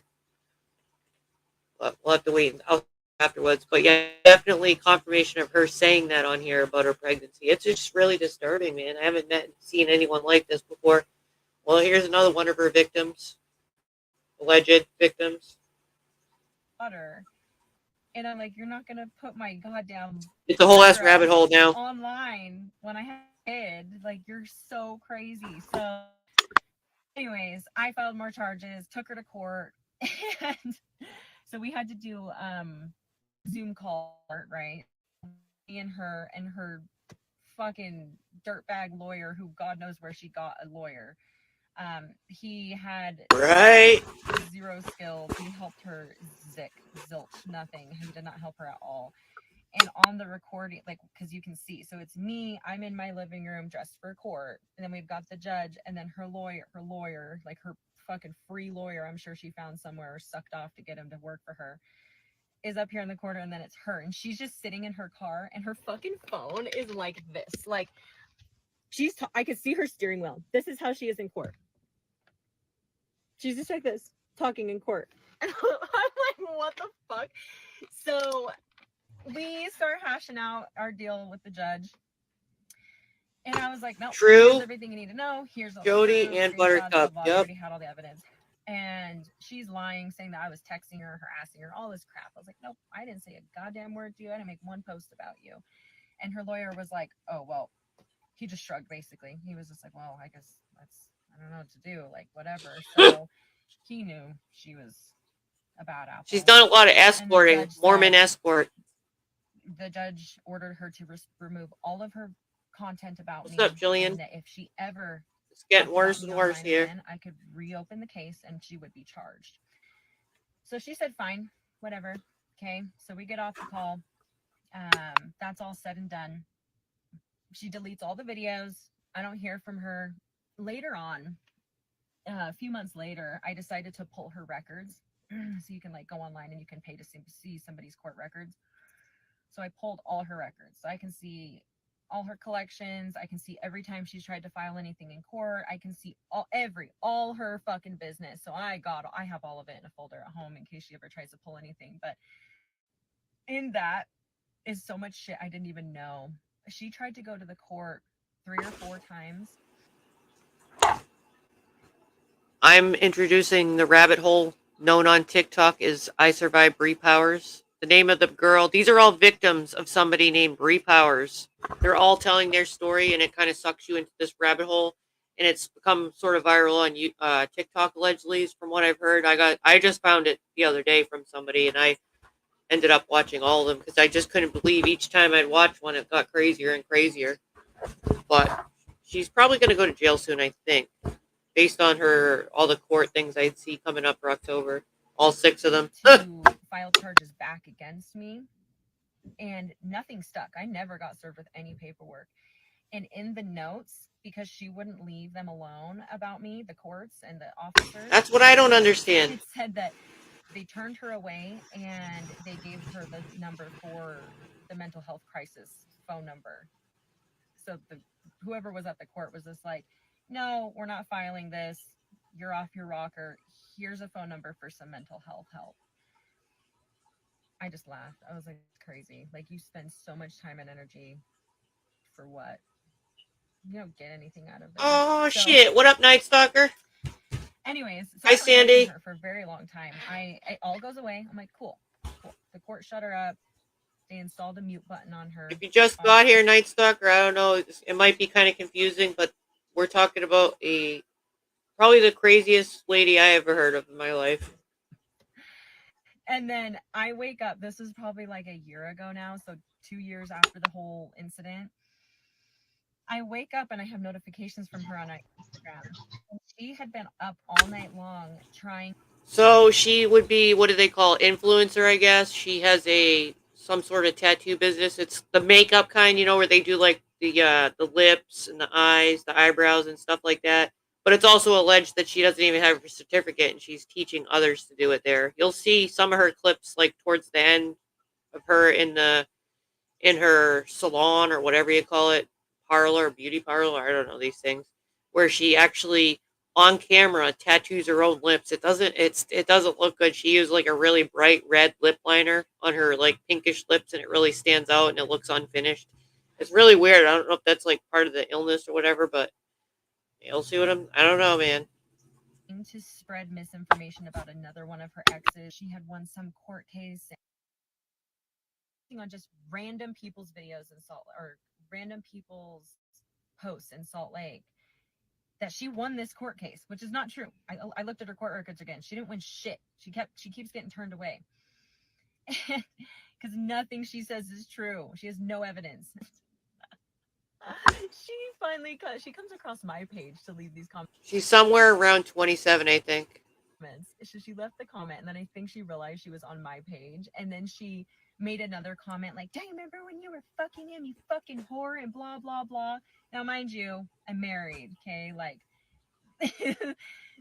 that was not happening ever. So I responded back to her, and I was just like, "You do know this one comment could catch you charges, right? Don't you remember the judge telling you that if you ever talked about me online again, that you would get charges?" And then I had a handful of my friends just fucking go off on her, and she finally deleted the comment, and I haven't heard from her since.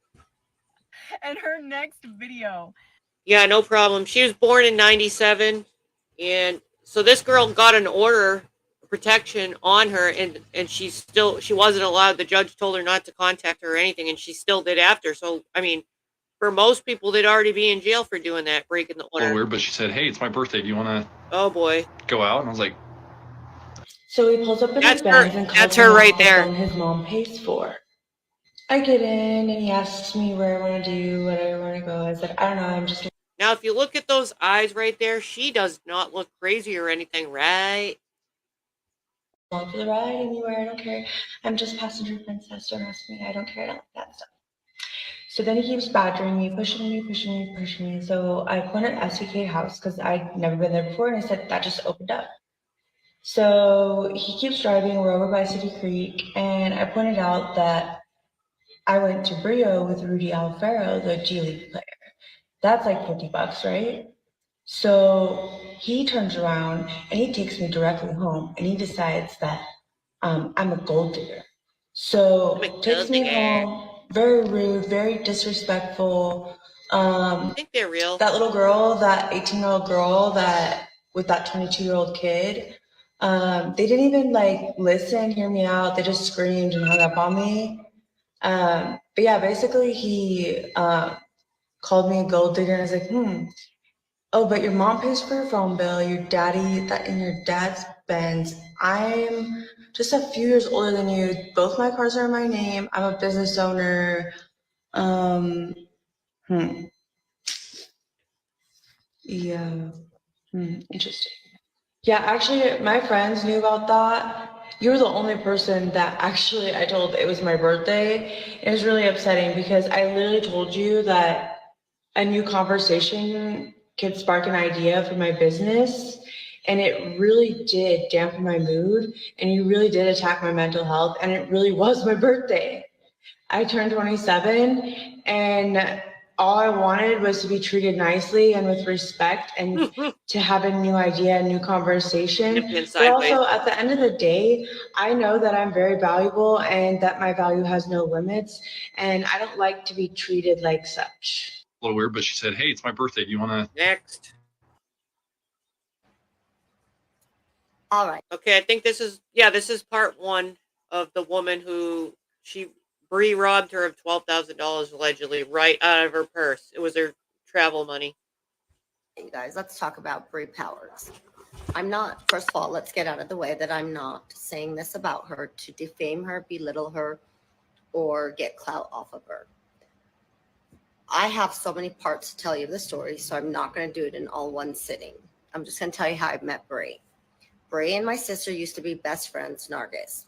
Osama, her husband, introduced Nargis to her, and she used to, I guess, maybe shop at her shop. I knew Bree through the streets that she was like a very high-end escort and was banking money, and she got robbed back then, like in 2010 or something like that. No, like a high-end escort.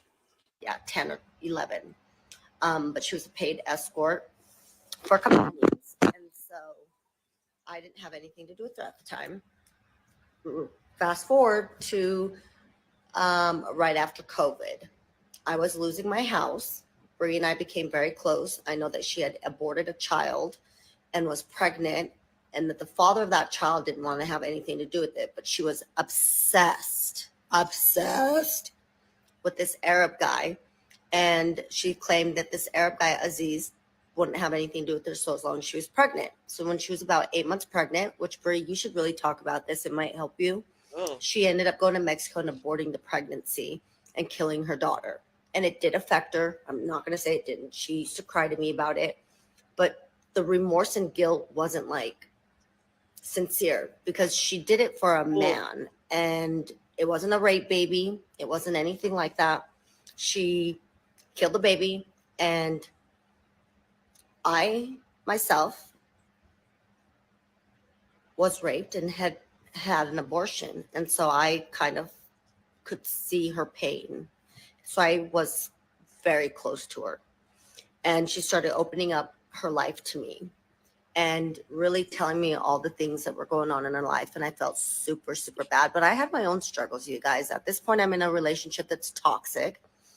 And my on and off boyfriend at the time was just like digging my grave for me.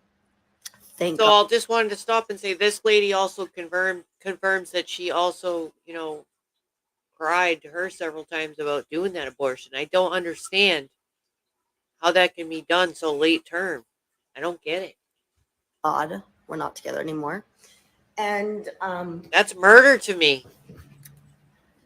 I would, and so Bree, is obsessing with this Aziz guy and how she did all of this for her boyfriend. At the time, Bezos, this other boyfriend, comes back into the picture. Bree takes me skiing for like the second time in my life. I have a blast with her. Things are great. I trust her. Like, I love her.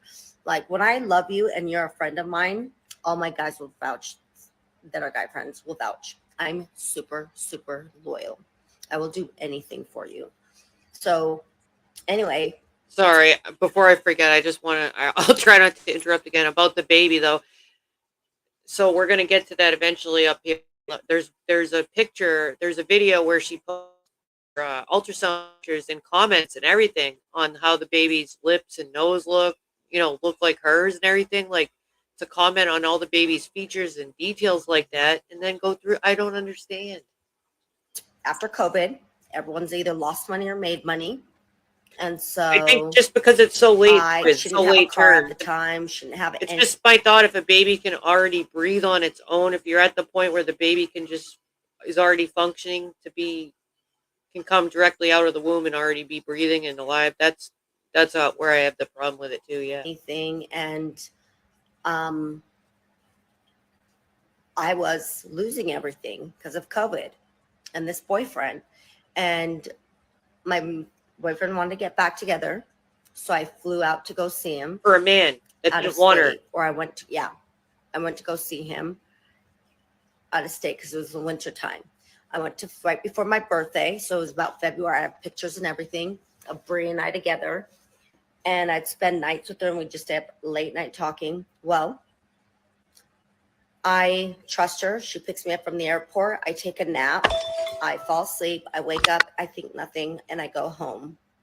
And when I go home, I realize that my envelope in my purse is super, super, super light. I start to panic. Like my heart just falls out of my chest. I open my purse, and she has stolen maybe everything in that purse of my money, the cash that my boyfriend had given me to save my house, protect my children, and stole it. No remorse, no guilt. And then goes over to the guy she was seeing at the time. While I'm in Mexico, I fly to Mexico. I confront her nonstop. No one else took the money. It was just me and you, Brie.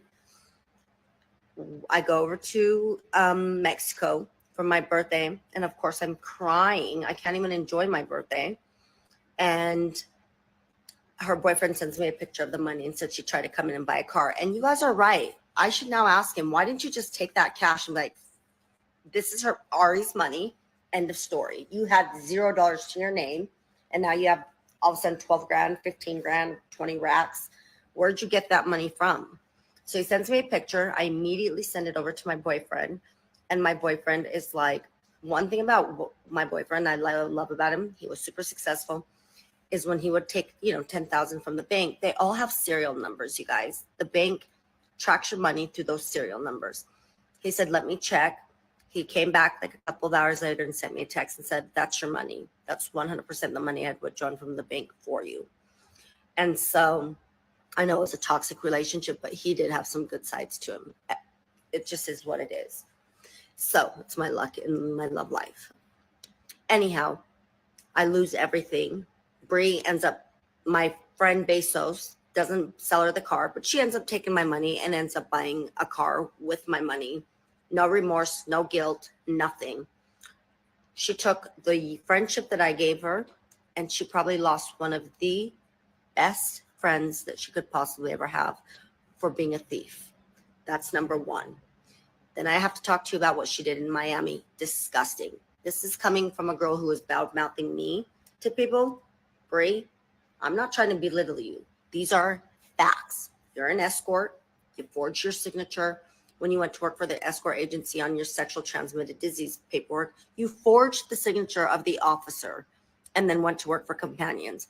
Those clients who've been harmed by you should definitely be sued. Same with Companions. Let's not talk about what you did to this poor DJ guy, whatever he is, and all the other guys and women that have talked about you. And everything that these women are saying about you, Brie, is to a T true. I had to kick you out of my Miami Airbnb for my sister's birthday party. Why, Brie? And then you stood outside like a stalker of the building trying to tell people that you have been harassed, beaten up, threatened. No one would threaten you. No one has time to threaten you. Yes. Were you called a Cabbage Patch doll? Yes. Were you very ignored? Yes. First of all, no one should have even invited you to Miami while I was invited. This is like less than a year after she stole my money. I was livid she was even there. But there is just so much I can go on about her. She's toxic. Have you ever wondered why no man wants to date her except like what normal dude has she ever been with? And why are you on a Mormon dating app? You're not even Mormon, girl. Did you have a come to Jesus? And now you make these TikToks and you have all these followers and all this money. Well, girl, do yourself a favor because God sees everything and bring me an envelope full of cash that you stole from me. Because you like all that and you need any, then bring me an envelope, clear your conscience. Whoever you're harming, go unharmed so that this bad karma come to you. Please, for the sake of God, the Church of Jesus Christ, Latter-day Saints, and for you. All right, talk about BrePowers. Hey guys, my name is Sandy. For those of you that don't know who I am, I own called Couture Brows and Beauty Brand Academy. This drama, I guess to say the least, with a past student of mine. I have been getting questions because there are videos where she is wearing our uniform in the video.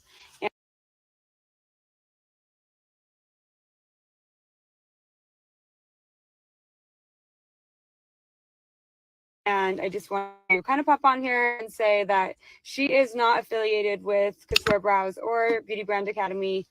She was a past student, and Take two. Sorry, I was muted. I was trying to say that I just had an important phone call. I hope that video didn't play twice, so I'm going to try to catch up now for the phone call. Sorry about that. I will not comment on anything else.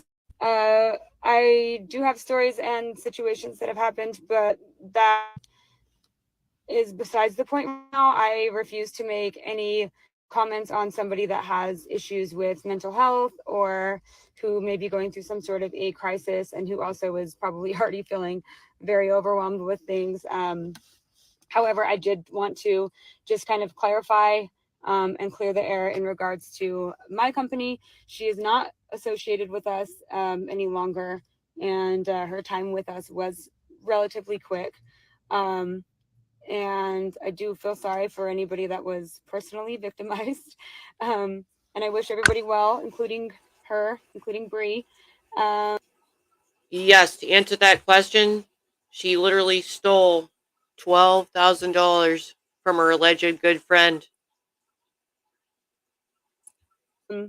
And that's all I'm gonna say.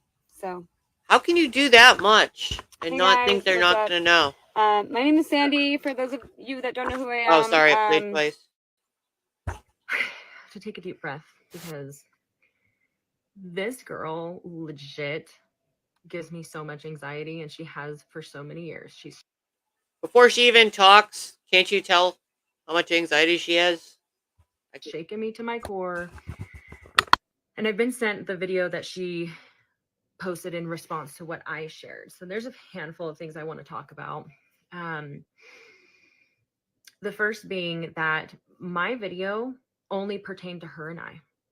I didn't share any other information I knew about her, even though I knew. I didn't share anything that was outside of what was relevant to me. Okay, so that's me. Then you have her, who is defamatory and lying. Okay, as I mentioned in my last video, the accusations of me being a prostitute, a drug dealer, or someone who stole somebody else's job, none of that is true. I have never had a conversation with this girl. Okay, worked with her here and there. We've been in the same room because of earbud testing. But I never, ever had a one-on-one conversation with her because I did not trust her for a good reason. Yet she still found a way to target and attack me. Okay. Earbud testing, just seeing if you can hear me if I go make coffee. I was just doing an earbud test a second ago. Could you guys hear me on my earbuds? I said earbud testing. Let me try it again. Earbud testing, earbud testing. Okay, if you didn't hear me say earbud testing, then it doesn't work. Oh, I guess it does work. Oh, Peachy, I'm glad you're here because you probably would like this crazy psycho story. Okay, here we go. So there's that. Now, something interesting that I found hey, Zep. About her hey, Johnny. Was, and I did some digging this morning about it. She posted an email thread from Changes Counseling. Now, if you don't know what Changes Counseling is, it is a therapy center here in Salt Lake City, Utah. And I have attended there. I am not a stranger to therapy. I hey, come from a very hard childhood. Okay. Oh, so I hope you feel in therapy. I hope you feel better then. I didn't know that. I heard you were very sick still. So I'm sorry about that. On and off my entire life. I just go when I feel like I need it because that's what adults do. Right? I have done EMDR. I have done internal family systems. I've done hypnosis. I've taken group therapy classes. I've done talk therapy. I've done medication management. I've done it all. Okay. It is there as a tool to use for adults. And I don't think anybody should be ashamed of that. All right. I encourage everybody, even if your story isn't as bad as the next person's, to go to therapy. Okay, so anyways, in her video that she shared, there's an email thread from Changes Counseling, and it was an email about me canceling the class that I couldn't make it to because I had to fly out for work. And I got to thinking, how the hell does she know about that? So I called Changes. I said, hey, this is what's going on. And I recorded the phone call. I'm more than willing to share that with you guys. I said, hey, look, this is what's going on. There's a person who shared my personal information online about me attending your facility. Now, in these group classes that I went to, I never saw her in them. Now, the classes were different each time. There's different people in each one. Now, maybe by some chance, she happened to be in the one that I was scheduled for that day, but I called out that day because I couldn't attend. And I'm so glad I did, because if I would have saw her in there, she would have recorded it and shared it all over the internet anyways. Okay. That's my business. And for her to put it out there, first of all, is not allowed. I called Changes. Hi, Precious Chaos. Glad to see you. I'm sorry to hear that. I hope you're okay. Do you happen to know this lady, or is it just the whole, in general, the stuff we're talking about, all of it? Yeah, because I wouldn't want anything to happen to your mind or anything like that. But I'm glad you told me, and it's good to see you. Give you a chance. Thanks for stopping by. Counseling, and while it's not a It HIPAA is violation necessarily, traumatizing. because HIPAA only applies to professionals in the field, licensed professionals in the field, there are still forms, which I have, that we are all required to sign to agree not to share other group members' information. She broke that agreement, and I will be using that in court when I take her again. I've already been in contact with the police today, talked with Changes Counseling. They're getting me everything that I need, and I'm just going to hand it over to them and deal with her appropriately. Also, before this continues, just to make sure y'all heard that right, she literally signed up and found the counseling and everything that this chick was going to, so she could be in the same class, and she just happened to not go that day because she wasn't feeling well. Now that's some psycho, like, movie type shit. She signed up for, you know what I mean, to go into her therapy class, to be there. Well, it's weird, man. Yeah, that's true, Debbie. Could look at it that way. So there's that. Okay, that's the only thing that she said that had some truth That's ultimate stalker level. Go into your therapy to listen to your, you know? to it. Everything else is fabricated and a complete and utter lie. I don't know how she comes up with these stories. It baffles me. I hear the things that she says about other people, and it makes zero sense. No sense. Like, you spend so much time sitting there making lies about people. And what's crazy about the response to me is she had to post her old videos that she posted years ago, because guess what? She wasn't going to be able to keep up with those lies today. She had to just repost them. And another thing another thing that was included in there about this whole me sleeping my way up to the top. So did I steal the job, or did I sleep my way up to the top, Bree? Which was it? Because me being friends with the owner for as many years as I have, and him seeing that I am capable of good management skills, offered me the position on 2 different occasions. Now, this person that you threw around, Michael, was one of the owner's brothers who didn't work at the club, didn't have a say at the club. So how would I benefit from sleeping with him? And I never did. Never, ever did. You can call him and you can ask him.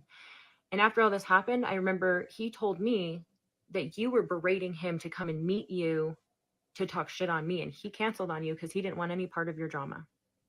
Okay, so there's that. Let's clear up that as well. Now, the point I want to make with this whole thing is to say, because I want to take the focus off of her. I want to make a fucking point. I do not care anymore what your mental health status is. Every single person walking planet Earth has mental health issues. I do not believe that there is a person out there who is perfect. I have my own set of problems. A short backstory, just so we're all aware of how adults handle themselves, is my backstory. My mother's in prison for murder. You can Google it. And my dad overdosed when I was a child. I was considered orphaned myself, and I got emancipated when I was 15.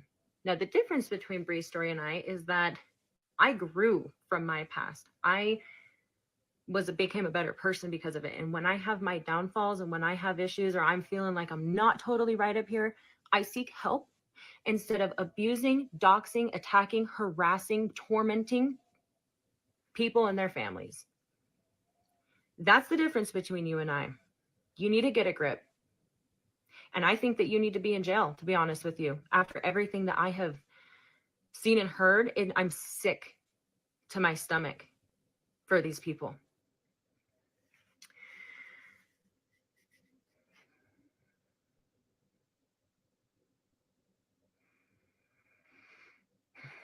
Sorry, my heart is like pounding right now. I don't know what it is that I'm feeling exactly. It's unjust. It is wrong. Bree has done nothing but every single video that's come out about her has been, I'm a business owner. I can do whatever you want. I have mental health problems. You know it. You know I'm struggling and you know it. I'm sorry, dude. I don't see anybody doing the crap that you do to people and using it, their past or their mental health as an excuse. It is inexcusable at this point. You have committed crimes. You are looking at jail time now. I personally will see to it. Okay? For everyone's benefit, no matter how much anxiety it gives me to deal with it, I am more than willing to put the time aside to see justice served to you. Take a deep breath. He's not playing. All right, screen shoots we're skipping.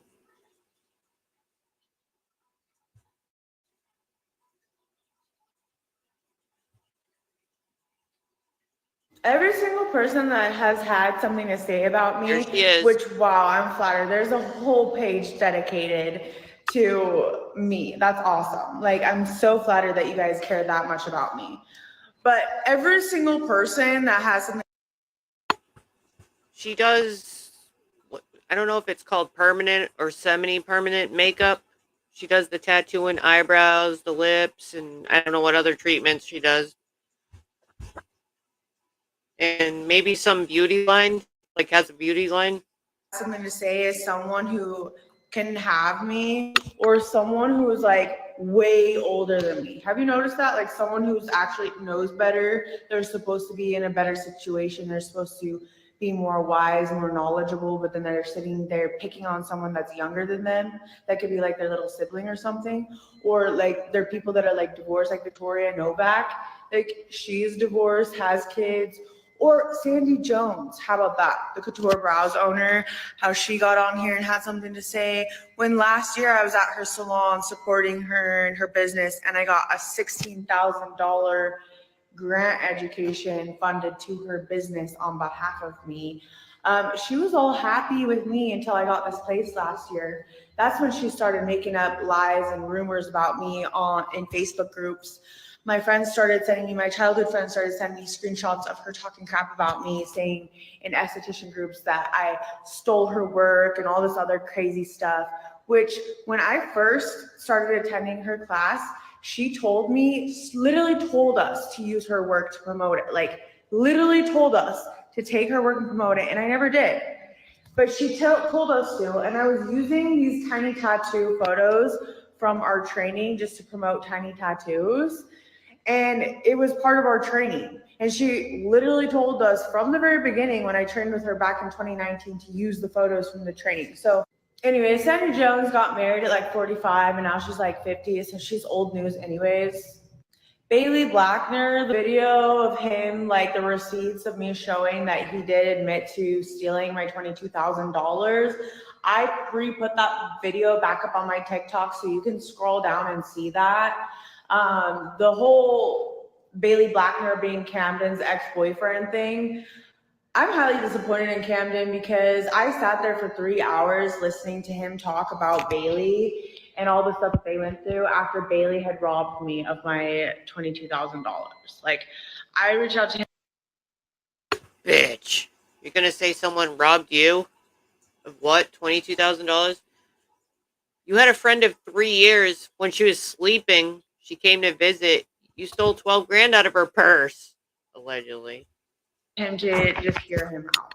And basically, I listened to him for 3 hours. I found out all this information. I shared the recording that's now on my TikTok that you can scroll down now on and see that Bailey had admitted to like robbing me the $22,000.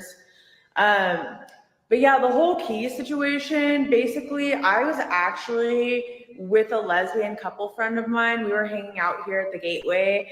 And what happened was Bailey took off because he has like a phobia of lesbians for some reason.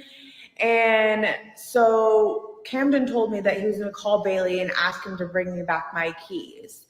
And that's why I had blown up Camden, is because I thought Bailey had my keys. Like, literally, I did call the cops, and the cops came to Bailey's house.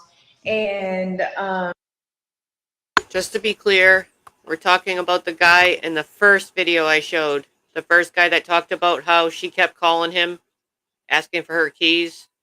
Her keys weren't even in his house. He had 150 texts and calls when he woke up. And she called the police because she allegedly she left her keys at his house. Who does that? We knocked on the door. Like, I didn't think Camden had my keys.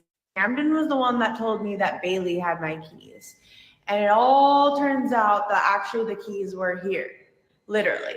So Camden in your own house. Too. Camden's roommate was wrong. She didn't see me leave with my keys. Like, none of that happened. No, I think what you mean to do is, I'm so sorry, I blamed you and texted you all night long and tried to call you 150 times while you were sleeping because you had to get up for work.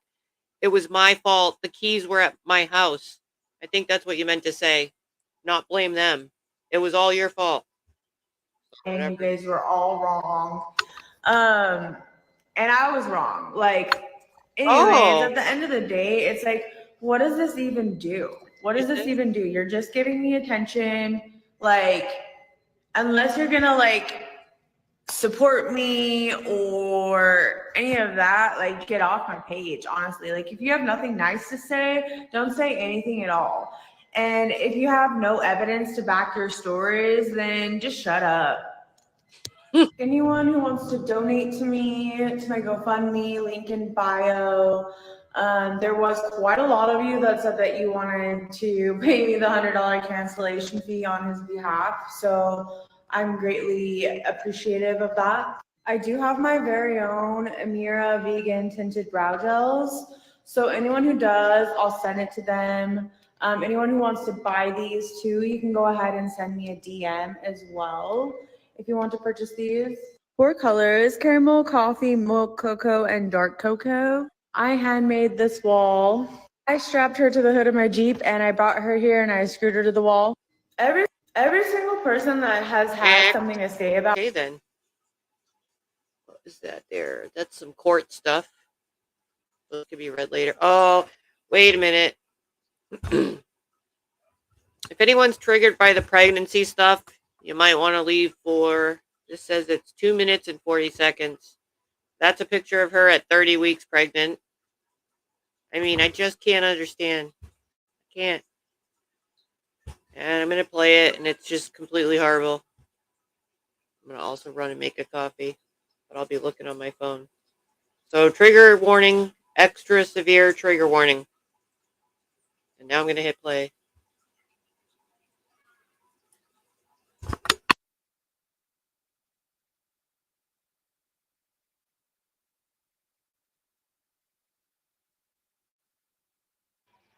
These are pictures she posted. These are her own pictures. There's clear, visible, large baby bump. Hi, Truth Seeker. This is going to be hard to explain jumping in.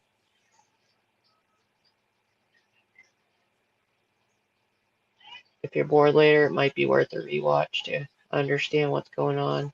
But you can see how big her belly is. I can see the baby moving.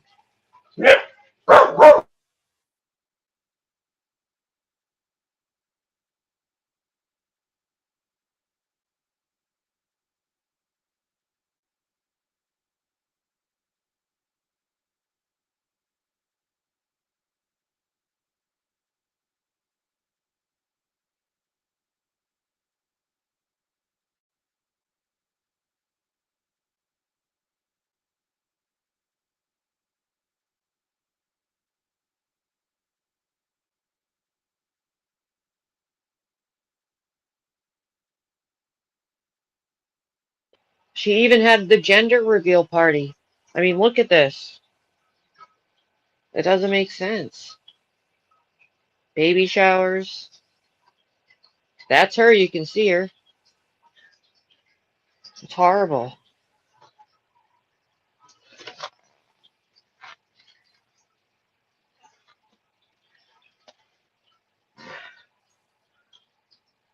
It's almost over. If anyone's not watching, there's like a little under a minute left. There's a very visible baby bump.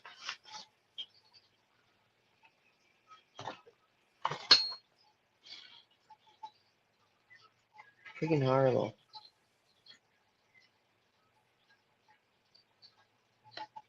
Yeah, and I hate this.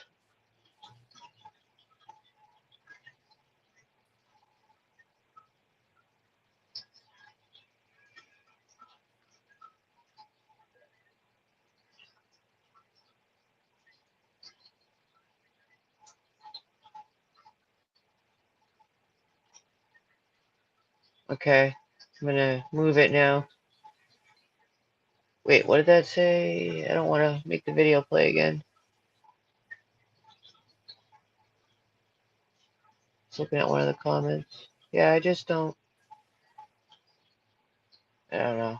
All right, we're out. All right, this is a, what is this? The baby shower. More baby shower pictures. I mean, you can see right there how big the belly is. There's a literal big bump there. All right. I literally fucking killed. All right. Trigger warning. Trigger warning. It's the recording of her saying that she ended her baby again, and it's. Maybe I should skip it. We've already heard her say it. She's screaming. I offed my baby to be with you. It's proof. It's her voice right there. Her admitting to it. You know what I mean? She's crying because she wanted a man. She had a late, very extremely, allegedly late-term abortion. She's crying for a man. It's just weird. I think I've already played it enough, though. I don't think I want to play it again. Because it is pretty triggering. I am BrePowers' neighbor. Yes, I am BrePowers' neighbor, and it's my turn to share my story. All right, so let's get into it. So, August of 2022. So what's happening on TikTok is this all started with a couple people came out and told their story, and it sort of exploded and went into a complete viral rabbit hole of all these other people started crawling out of the woodwork and then posting theirs, and now there's a whole hashtag SurvivingBrePowers. So these are victims of this one woman, for people that just came in and they're telling their story. It's going to be kind of hard to catch up or jump into the hole unless you kind of see it from the beginning. It's really crazy. I moved into She the telling the apartment guy, complex that I'm in now. is she telling this guy? I don't know if that was a recording on the phone, like a voicemail or something. I'd have to look more into it.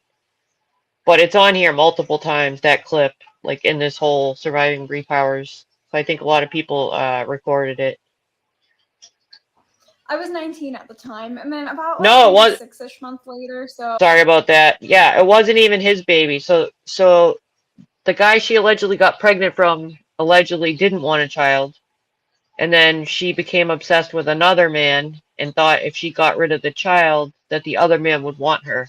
Yes, she did it allegedly trying to catch herself a man, and it didn't work. Spring of 2023, Bree moved in. I saw her setting up her business, whatever. Didn't talk to her for a while until let's see, May of 2023, that's when I ended up seeing her in passing with her friend. She was like, oh my God, you look so cute. Would you like to go to a party with us? It was just in the clubhouse, like in our apartment complex. And so I was like, yeah, why not? Like, I love meeting people. And so then and they were like, okay, cool. So I went and I ended up meeting people there, but mostly I was hanging out with Bree. I went to her place, met her cat, helped her pick a cute outfit for the party.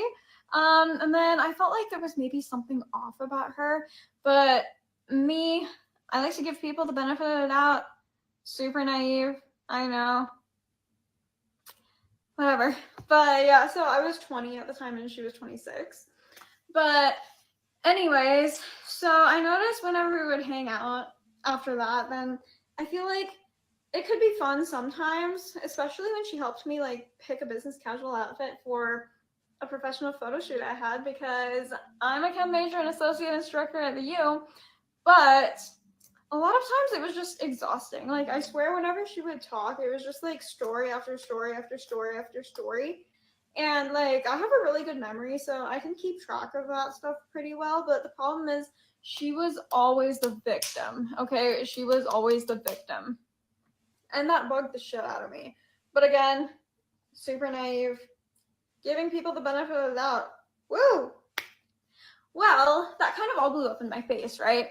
Because, so fast forward a year to, well, almost to April of 2024. So now I was 21, or well, I am 21 still.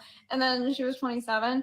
But then she came over to my place because my friend and I had been hanging out, but we stayed up all night because we were just talking.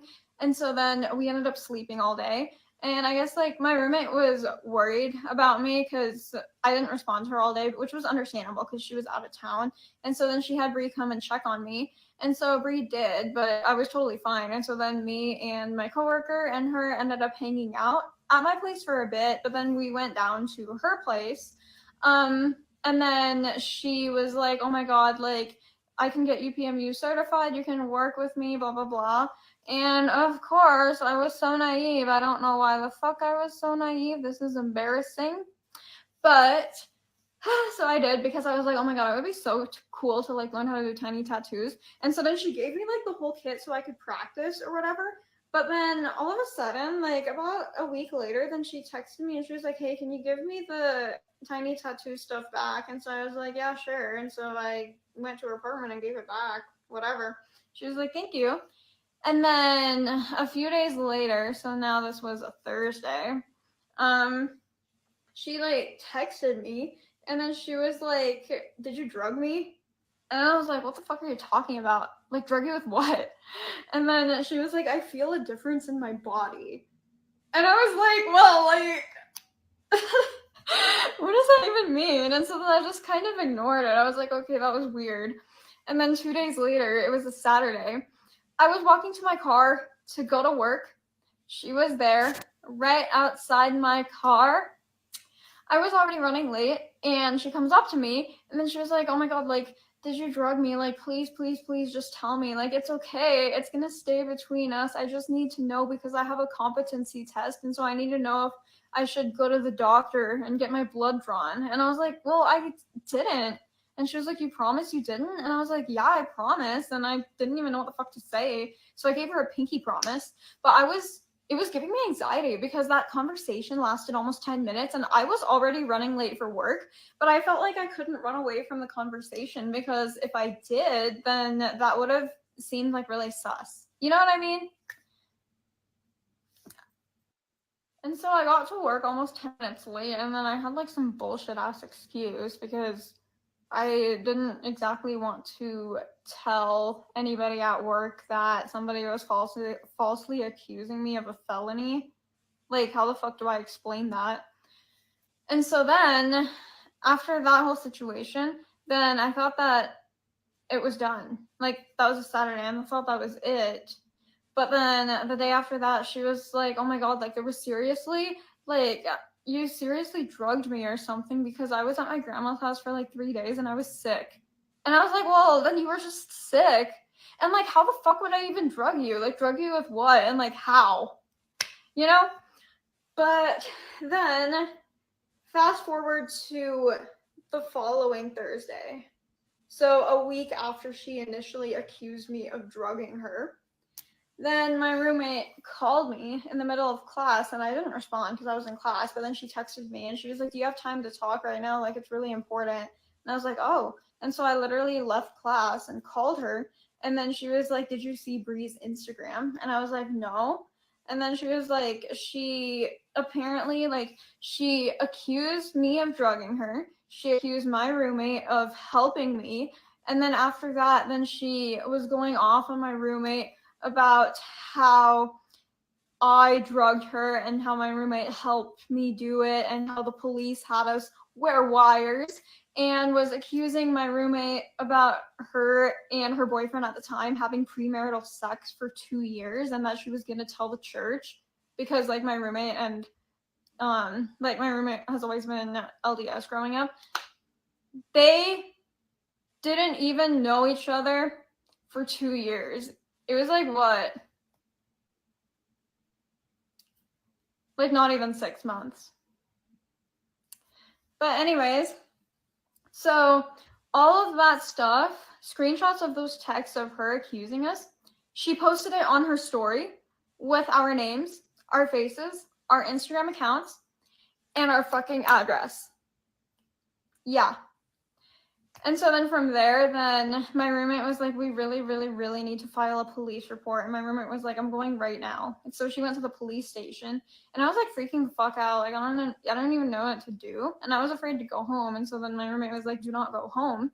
So I was like, yeah, I could call. And so I was freaking out. And so I went to the professor that I TA for because I was like, I have to teach my class, right? But I was freaking out. And so then I was like, what the fuck do I even do? And then professor was like, report it to the police. Like, she's accusing you of a felony and blasting you like on like 125K followers. But then I was like, but I have to teach my class. I'll go right after. And then she was like, nope, like go right now. Like we'll figure it out. We'll find someone to cover you, whatever, just go. So I was like, okay. And so by then it was my finals week. And so instead of studying for my finals, I literally had to like deal with all this bullshit and I pulled so many all-nighters because I had to deal with this bullshit by day and then study by night. Wasting my fucking time. And then I swear, oh my God, she kept posting and we kept reporting it. And we were like, where the fuck did this even come from, right? And so then, like, I ended up having to go to the cops. And then after that, my roommate and I, like, by that point, she had moved out because she got married. But, like, you know, roommate until then. We went to the leasing office and we had to report her to there too. And the leasing office said that they were pretty sure that it was her trying to get out of her lease because she wanted to get out of it early. And so she was trying to act like she felt uncomfortable there. Didn't work, obviously. Cops showed up at her place because why the fuck would you accuse somebody of a felony that they did not commit, right? I didn't see what happened after that because I was like, I am so tired. Like, I haven't slept in 2 days, and I went back to my place and like passed the fuck out. So yeah, she's crazy. And I feel like there was more I was gonna say, but maybe I'm blanking. But what I do need to say is that this was in April, right? Well, fast forward to a month ago. So what? 4 months later, she texted me and said, I miss you. I'm sorry for what happened. It wasn't even a I'm sorry for what I did. It was a sorry for what happened. And tried to add me on every single social media in existence.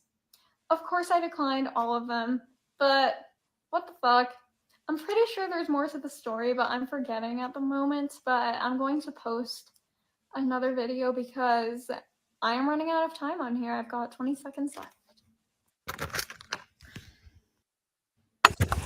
I am BrePowers' neighbor. I can't remember if it comes after this. Okay, screen shoots. Next. Screen shoots next.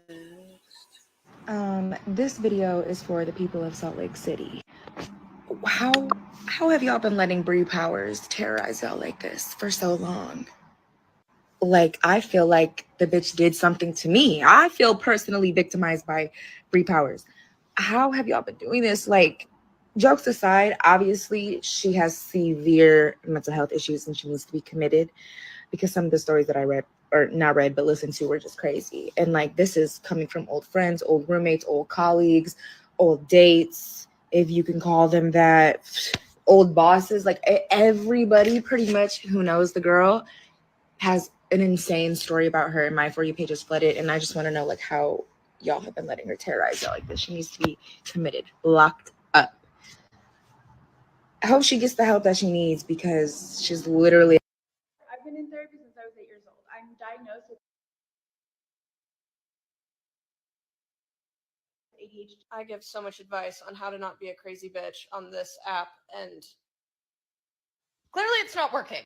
All jokes aside, I obviously talk about mental health here on TikTok a lot. Okay. And I think that mental health has a big part to play in this human being's life. But it does not justify crazy behavior when people are coming out, and it's like a ton of people coming out with experiences about you that were all negative, and they were all explosive, crazy episodes. This is no longer about mental health. Because how are you letting this behavior go on for this long and letting people have this many bad experiences with you without like looking in the mirror and realizing like maybe I have a problem? And also, who are your friends? Are you going and telling these stories to like real people and they're not sitting there going, yeah, what the fuck is wrong with you? I reposted this video today where this girl was talking about an experience that she had with her, and it started by going to a hookah lounge. She ended up falling asleep and waking up at a bus stop with her clothes ripped. And I don't want to speak on that because that's her story to tell. I reposted the video if you guys want to go watch it. But if that story is true, that is taking it beyond mental health. That is taking it beyond crazy. That is like, you should be prosecuted. And I don't know if you guys know, but I grew up in Utah for 22 years. And with all of this stuff coming out about like the Mormon wives and now this, there's obviously a lot surrounding Mormon women right now on social media. And if you've never grown up in Utah, you don't know how it all goes. But this is it. Like, welcome to the show. I don't want to put all Mormons into a category because they're definitely not all like this. But the majority, yeah, they hide behind this mask of like, oh, I'm a perfect little Mormon. And then they go and do crazy shit like this. I don't necessarily even blame the people themselves. I blame the like strictness that they have in Utah, because everyone's trying to out Mormon each other and they're all competing to be the best Mormon. When in reality, some of them are kind of fucking psycho. And maybe a more suitable place for them is prison rather than church, you know? And Bree, I hope you learn at least something from this. And I hope you learn how to manage this anger that is so pent up inside of you. Because, I've been in therapy since I was 8 years old. Before I change it, I just wanted to tell Too Legit. I think it's pulled up on the court website. I mean, I have the court stuff. I think it's in there, the competency hearing. I think it's one of her first court cases coming up. Gee, it might even be on the first. It's coming up real soon. I'll check it out soon. All right, we're going to skip all the screenshot ones because I would just be here all day. Hello, everyone. So Bree has come out with a response to my video, and I just have to say it is hilarious how she thinks posting two text messages that she sent me during the whole thing are gonna prove her point. I have a lot of text messages that I can go through, and I'm going to post in this video. So bear with me as I post all of them. I'm going to make a little commentary on a couple. Some I'm just going to post, and you guys can pause and read. But yeah, it's funny that she thinks People that of two text Utah, messages are going to prove beware. her point. So let's get into it. And I guess before we get into it, I do want to say there's a lot more to that story that I posted. Because I only had 10 minutes, I didn't get into everything. And I mean, a lot of my stories, there's so much more to them. I'm trying to hit the main key points and not get into the little details. But because she posted this, I feel like I have to clear it up a little bit. So yeah, here we go.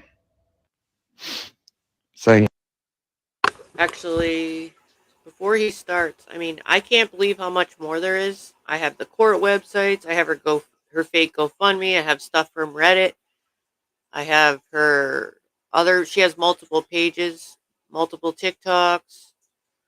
I mean, there's so much to show you that I won't have enough time even where I started today. So I mean, it took me a few hours to listen to all this when I was walking, doing the beach stuff. So I knew it was going to take a while. So I think I'll probably stop somewhere after 5, somewhere shortly after 5, and I'll have to do a part 2. And I think I try not to plan ahead because I always feel like I never know if something's going to come up, if I'm going to be busy, blah blah blah. But I'm going to shoot from somewhere between 11 and 12:30 tomorrow, I think, because I think it would be best if I start earlier where there's so much to show you guys, and I'll try to give it a good 30 minutes or so because I'm not really good at posting ahead of time. And I think that's what I'm going to have to do because there's so much more. Does that sound good? If no one's going live, I'll try to go on the earlier side because I want to be able to finish it. I didn't even I knew it was going to take a while, but there's just so much, and it really does get worse every time you think it can't get worse. It really does. So I think that's what I'm gonna try to do. A Mormon escort. I've never. Isn't that like against the religion? I don't know. I thought it was kind of weird. Oh, I'm East Coast. Okay. Well, some people already do that, but I don't think anyone on YouTube is as bad as this, to tell you the truth. I think this person's 100 times worse than anyone that we ever saw on YouTube. Okay, so here we go. This one's about 7 minutes. I'm going to go make something real quick. How come it's not playing? Yeah, they got home. She was calling me nonstop. I get back to my phone, see that she's been calling nonstop, and I did try and talk to her for a little bit that night. And she did. She kept hanging up on me every time I would try and call her. But then she was getting mad at me. So it got to the point where I was like, I have to go to bed. Like I said in my other video, like, sorry, I have to go to bed. I'll let you guys pause and read this one. I'm just going to kind of let you guys pause and read. The texts speak for themselves. And Bailey was being kind of weird that night. He wasn't very talkative, and I almost I think back to it now that I know more and think that they were both on something. My roommate agrees, and her husband also agrees. They just seemed off that night. He just wasn't really talking. He wasn't really saying much. Bree also that night had said that she was gonna be our surrogate. Wait a minute. So this is the guy with the keys back in the beginning again. This is a text. He stole my keys, dude. Dude, call me ASAP. My phone died. I still haven't got my keys. Bailey won't answer. You won't answer. What the F is going on? Are you guys robbing me? What the F? Hello? He says, I'm so sorry I was not with Bailey. I'm not robbing you. I've been asleep this whole time. If I found your keys, I definitely would have brought them to you. You didn't even call me back. And also, she was offering to be his surrogate. Yeah, let that sink in. Now think about what I've already shown you and about her alleged late-term abortion. And she's offering to be a surrogate for people? Are you kidding me? Continue. That's horrifying. And I just was like, oh, yeah, you're not having a baby for me. Not knowing that she had already had an abortion on a 30-week-old baby. It's kind of mind-boggling. Like I said.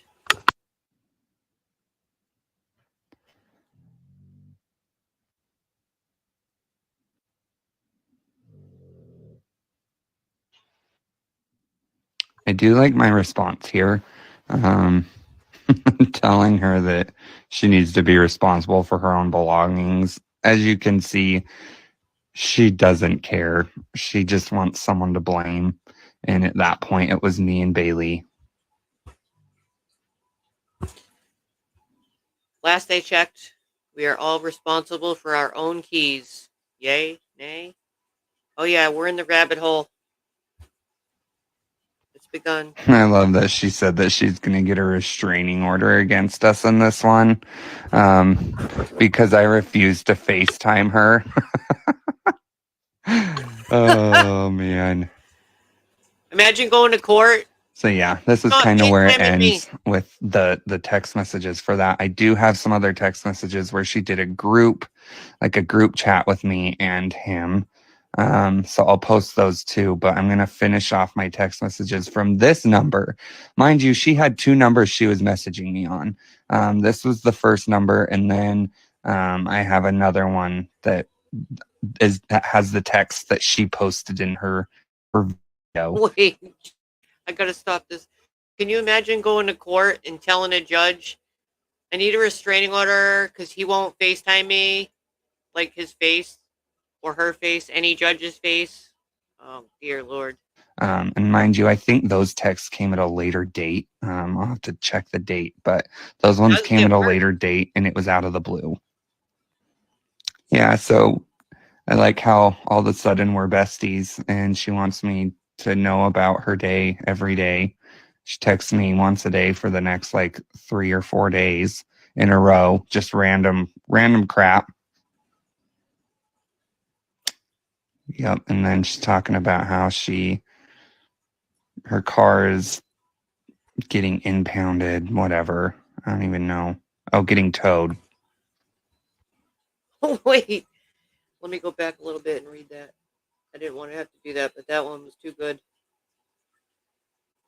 Can you help me get my car from the impound tomorrow? I got my license suspended for a DUI, and my car got towed from parking while I was in LA. You need to drive my car for me. Okay, so here are the texts.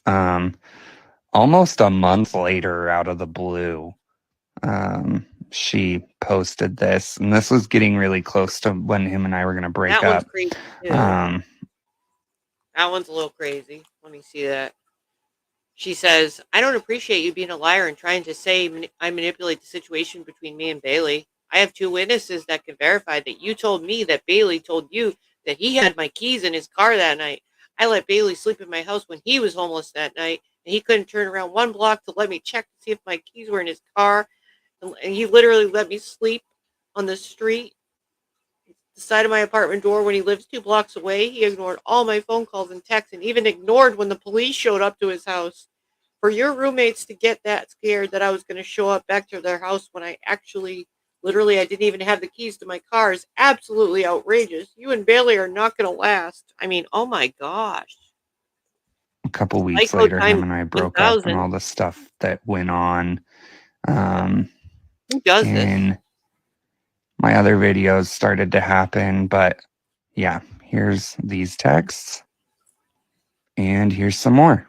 Wait, let me see the little. This is a little. So yeah. There's a little more I might be able to see. Months ago, he was sleeping outside my business as a homeless person, mooching off me. If he treats his way back longest friend of 8 years like shit, that's not written right. He's never gonna treat you right either. Stop buying him stuff and let him go back to being a homeless stalker of his ex in his sister's new house. Those are the actual text messages. Her posting 2 texts to make her seem like she did no wrong in this scenario. It's just funny to me. Keep digging your hole, Bree. Okay, so here are the text messages from when she Join my FaceTime. She's sending links. You guys can't rob me. Bring me back my keys. I had Prosper drive me to you, Bailey, and then the cops came too. And we sat there calling you on your apartment screen. texted me and Bailey. That poor cop. Tried FaceTiming us. Again, I don't know what her obsession was with FaceTime that night, but she wanted to FaceTime really bad. Here's some more. Don't text me or Camden again, Bree. I need my keys. Bring me my keys. Cops are coming to give me a ride to you, Bailey. I've got to pay my cat, dude. This is ridiculous. Dude, I'm sitting outside my apartment. I want to cuddle my cat. Give me my ducking keys. This is ridiculous. That must be a spell check. Autocorrect. I hate when it says duck when you're trying to write the F. Why the F did you guys take off with my keys? Yeah, as you can see, it's wild. Sandy, I know. But yeah, here's more. I don't know what the whole Snapchat thing is at the bottom, but hey, I got in this damn rabbit hole like the day before yesterday, so I'm like, I'm bringing y'all with me. This is crazy. She just keeps writing the same shit. yeah. Anyways, I hope she sees this, and I hope she feels really dumb for being disappointed in me for not sharing the whole story. And I also find it funny how in her video she talks about how she was hanging out at the gateway.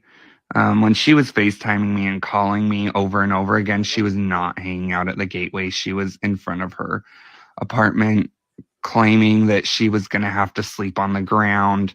And I told her, I gave her some options, and she just didn't want to. She doesn't strike me as someone that would sleep on the ground if she's right outside her house. She strikes me as the type that would break into her house. Listen. So, yeah. And she says that she was able to get her keys. Again, I don't remember her getting her keys the next day and them being in her apartment still.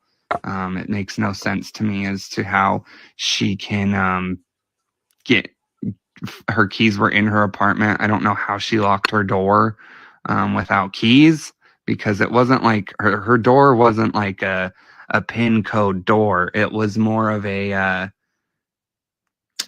like you have to, it's like a key and a lock kind of door. So yeah, it makes no sense to me.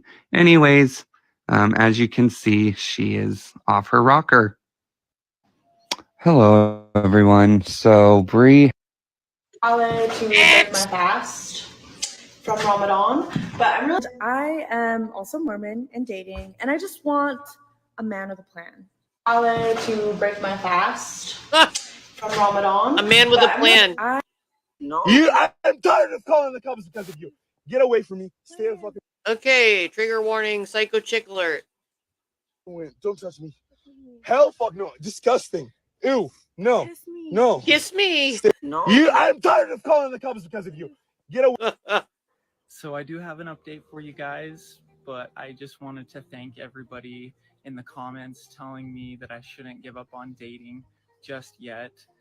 And I especially want to thank all of the nice, sweet young ladies and gay guys sliding into my DMs with just the nicest messages. Some of them a little bit spicy, but honestly, I've never been hit on in my life, so it's a little bit overwhelming. Oh, Lord. I have not gotten through very many of them, so if you're in there, don't lose hope just yet. But I do have a date planned in about a week. 30-year-old virgin? About it. She has blonde, curly hair. She is very tall. Yes. And she's quite a bit younger than me. He did say that. See how it goes. But I am actually really excited. And I'm hoping I can give you guys a really good update after our date. But I do have a couple of questions for my followers if you want to help me out. I'm wondering if I should shave off the scruff and go clean shaven or leave it. And then my other question is, if this isn't our first interaction, if it would be weird if I gave her a kiss. So anyways, it's 30-year-old let me know what virgin. you think in the comments. Oh, no sound. What's going on here? Is this a silent one? It says sounds not available, so I'm going to skip it. That's weird. That was one of her response videos. I wonder why this. I showed you guys my grandma uses the Louis Vuitton bag I gifted her as a trash bag holder in her grocery pantry. So this one, I feel kind of bad for her. She kind of walks into her grandma's house and just basically takes a purse that she gave to her. I mean, her grandma was using it for bags, but it still was hers, and she just took it like it, you know, it was weird. Probably mean to them, too, allegedly. Leave grandmas alone. Well, we're gonna go get that Louis Vuitton bag, and we're gonna give it to people who are appreciative of it. We are gonna go get that bag, and we're going to donate it to one purse that helps victims of domestic violence and sex trafficking get funding for education and housing. And actually, I work with them. They fund my permanent makeup trainings. So let's go get that purse. Yeah, my grandma uses it for trash bags, so I'm actually gonna donate it to this thing called One Purse. Yeah.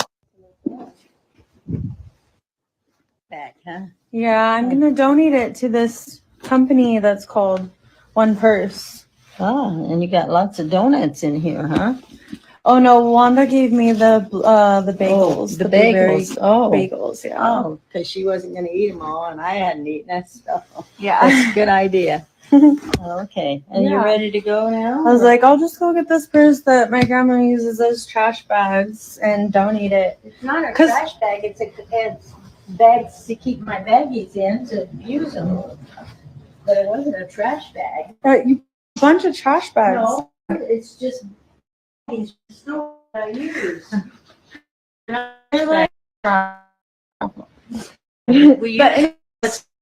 I work with this company called One Purse, and basically they take these donations, which is what I'm going to do is donate this purse.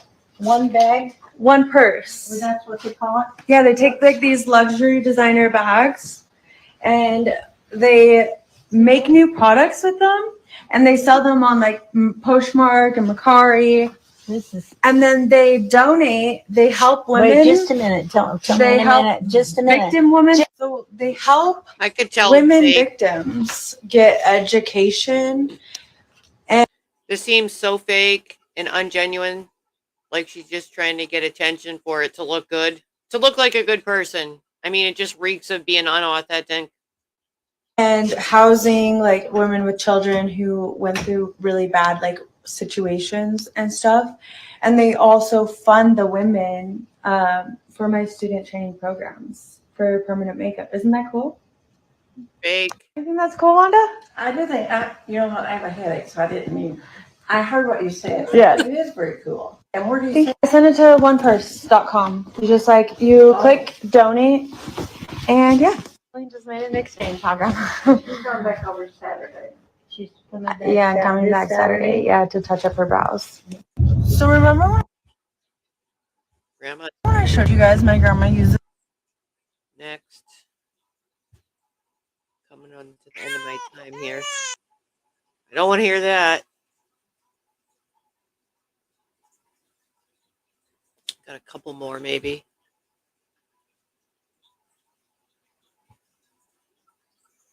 There's just so many screen shoots. All right. Okay, let me see. Part 2.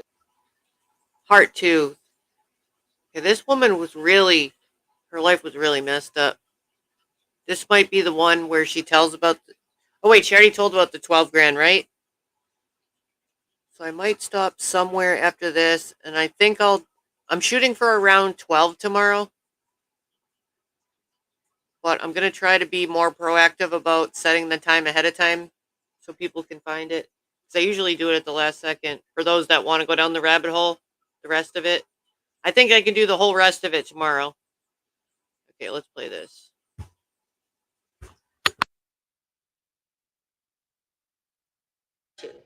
But before I talk about part 2, I do want to address something because I think I just have to speak my mind or it's going to drive me insane.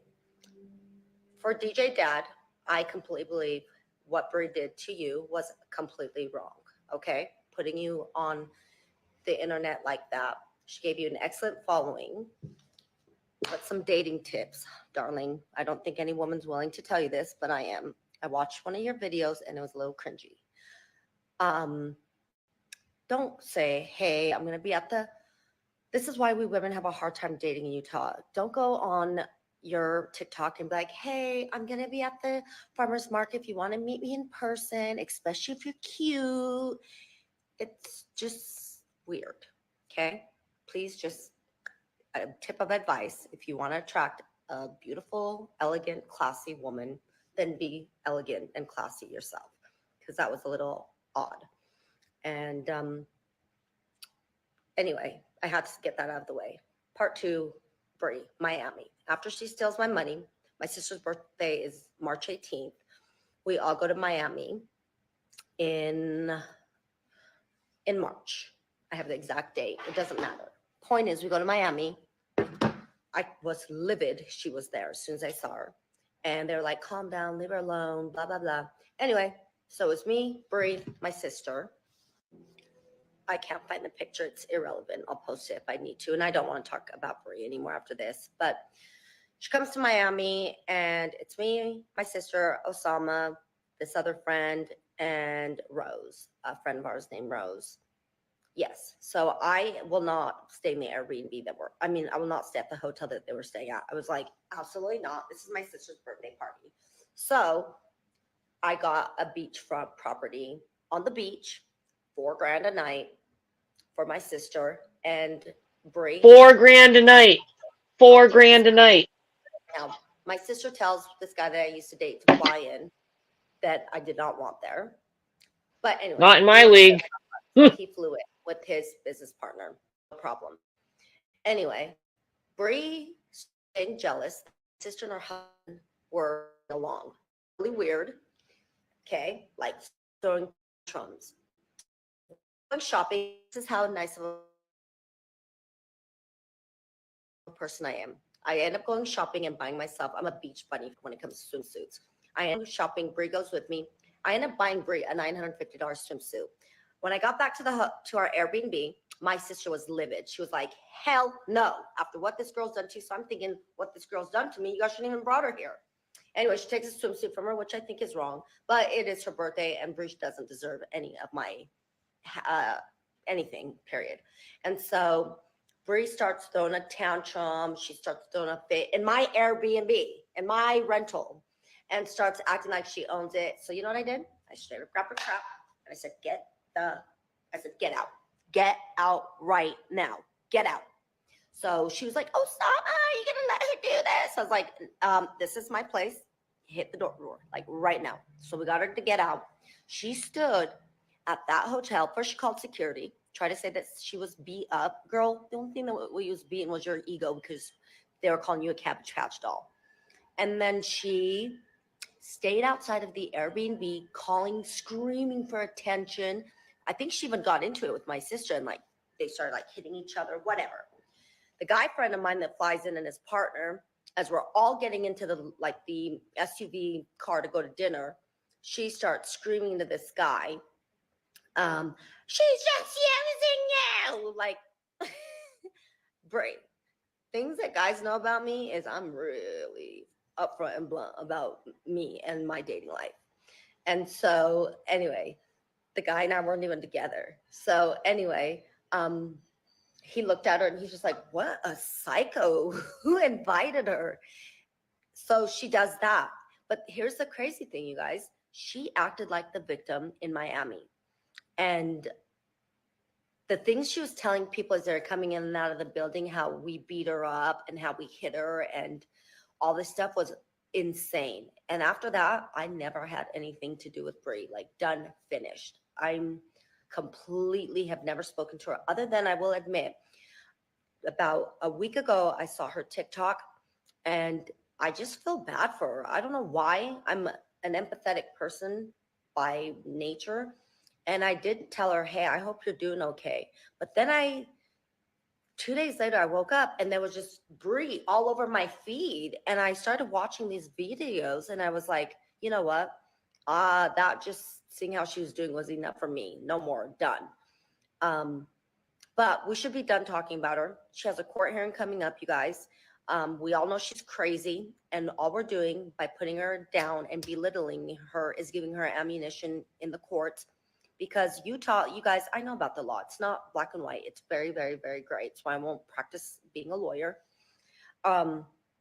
Be careful, because these comments of belittling her and degrading her can help her, actually.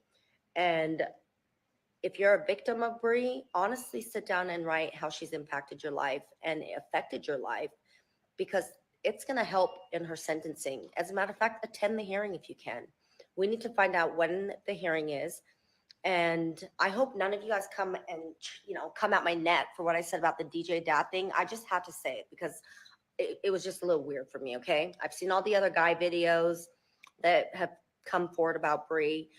Bezos, you need to come forward because you've had the most craziest experiences with her. That's the guy in the video that's like telling her to get away and then she like chokes herself. He's a really, really good friend of mine, and I absolutely adore him. He had to move overseas just to get away from Bree. And he inboxed me, and I told him to contact me ASAP. So he truly needs to share his story because, wow, his story is crazy. But anyway, enough of Bree. I'm starting to get a little fed up with talking about her. I don't want to go into the deep details of Miami. That's basically it. And I really just hope that we can normalize the dating scene in Utah because some people make it really cringy. Just saying. Anyway, you guys, thanks for all the love and support on my son's case. His hearing is actually going to be online. I just found out today. But I'm sorry for all of you who have been victimized by Bree. I know where you're coming from, and you know the courage to come forward and talk about it is so helpful to all of us. So thank you. All right, part 2.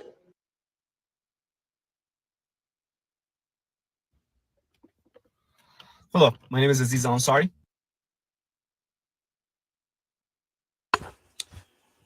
This one's important because this is one of the guys she was obsessed with.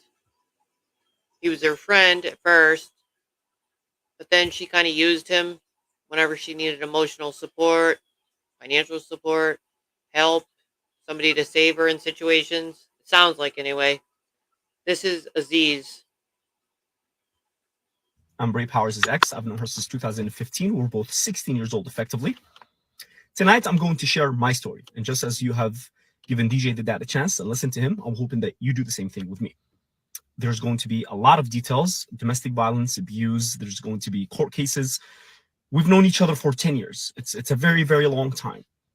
And I have been very reluctant on coming on here and creating an account because I've been off of social media and private for the past 2 years because ever since we broke up, Brianna Powers had been on a rampage trying everything in her power to defame me, my name, my reputation. Tonight, I'm just going to share the brutally honest truth. And everything else is up to you to decide. It's also going to be pretty entertaining, like a Netflix series, kind of. You know, I like editing stuff, so I'm going to put like some timestamps and receipts. He said Netflix. Have fun. Hello, my name is Aziz Ansari. So what I think I'm going to do is, since I'm going to have to stop it, he created his page just to make, or to get his story out. So he only has 3, I think. So I think I'm going to go to his, play his, so they're all in sequential order, and then go back to the rest of this tomorrow. And they're quick. So let me just see if I can click on his. I don't really know how to do this here. Let's see. How do you find his name in here? I told you I don't really know this stuff. I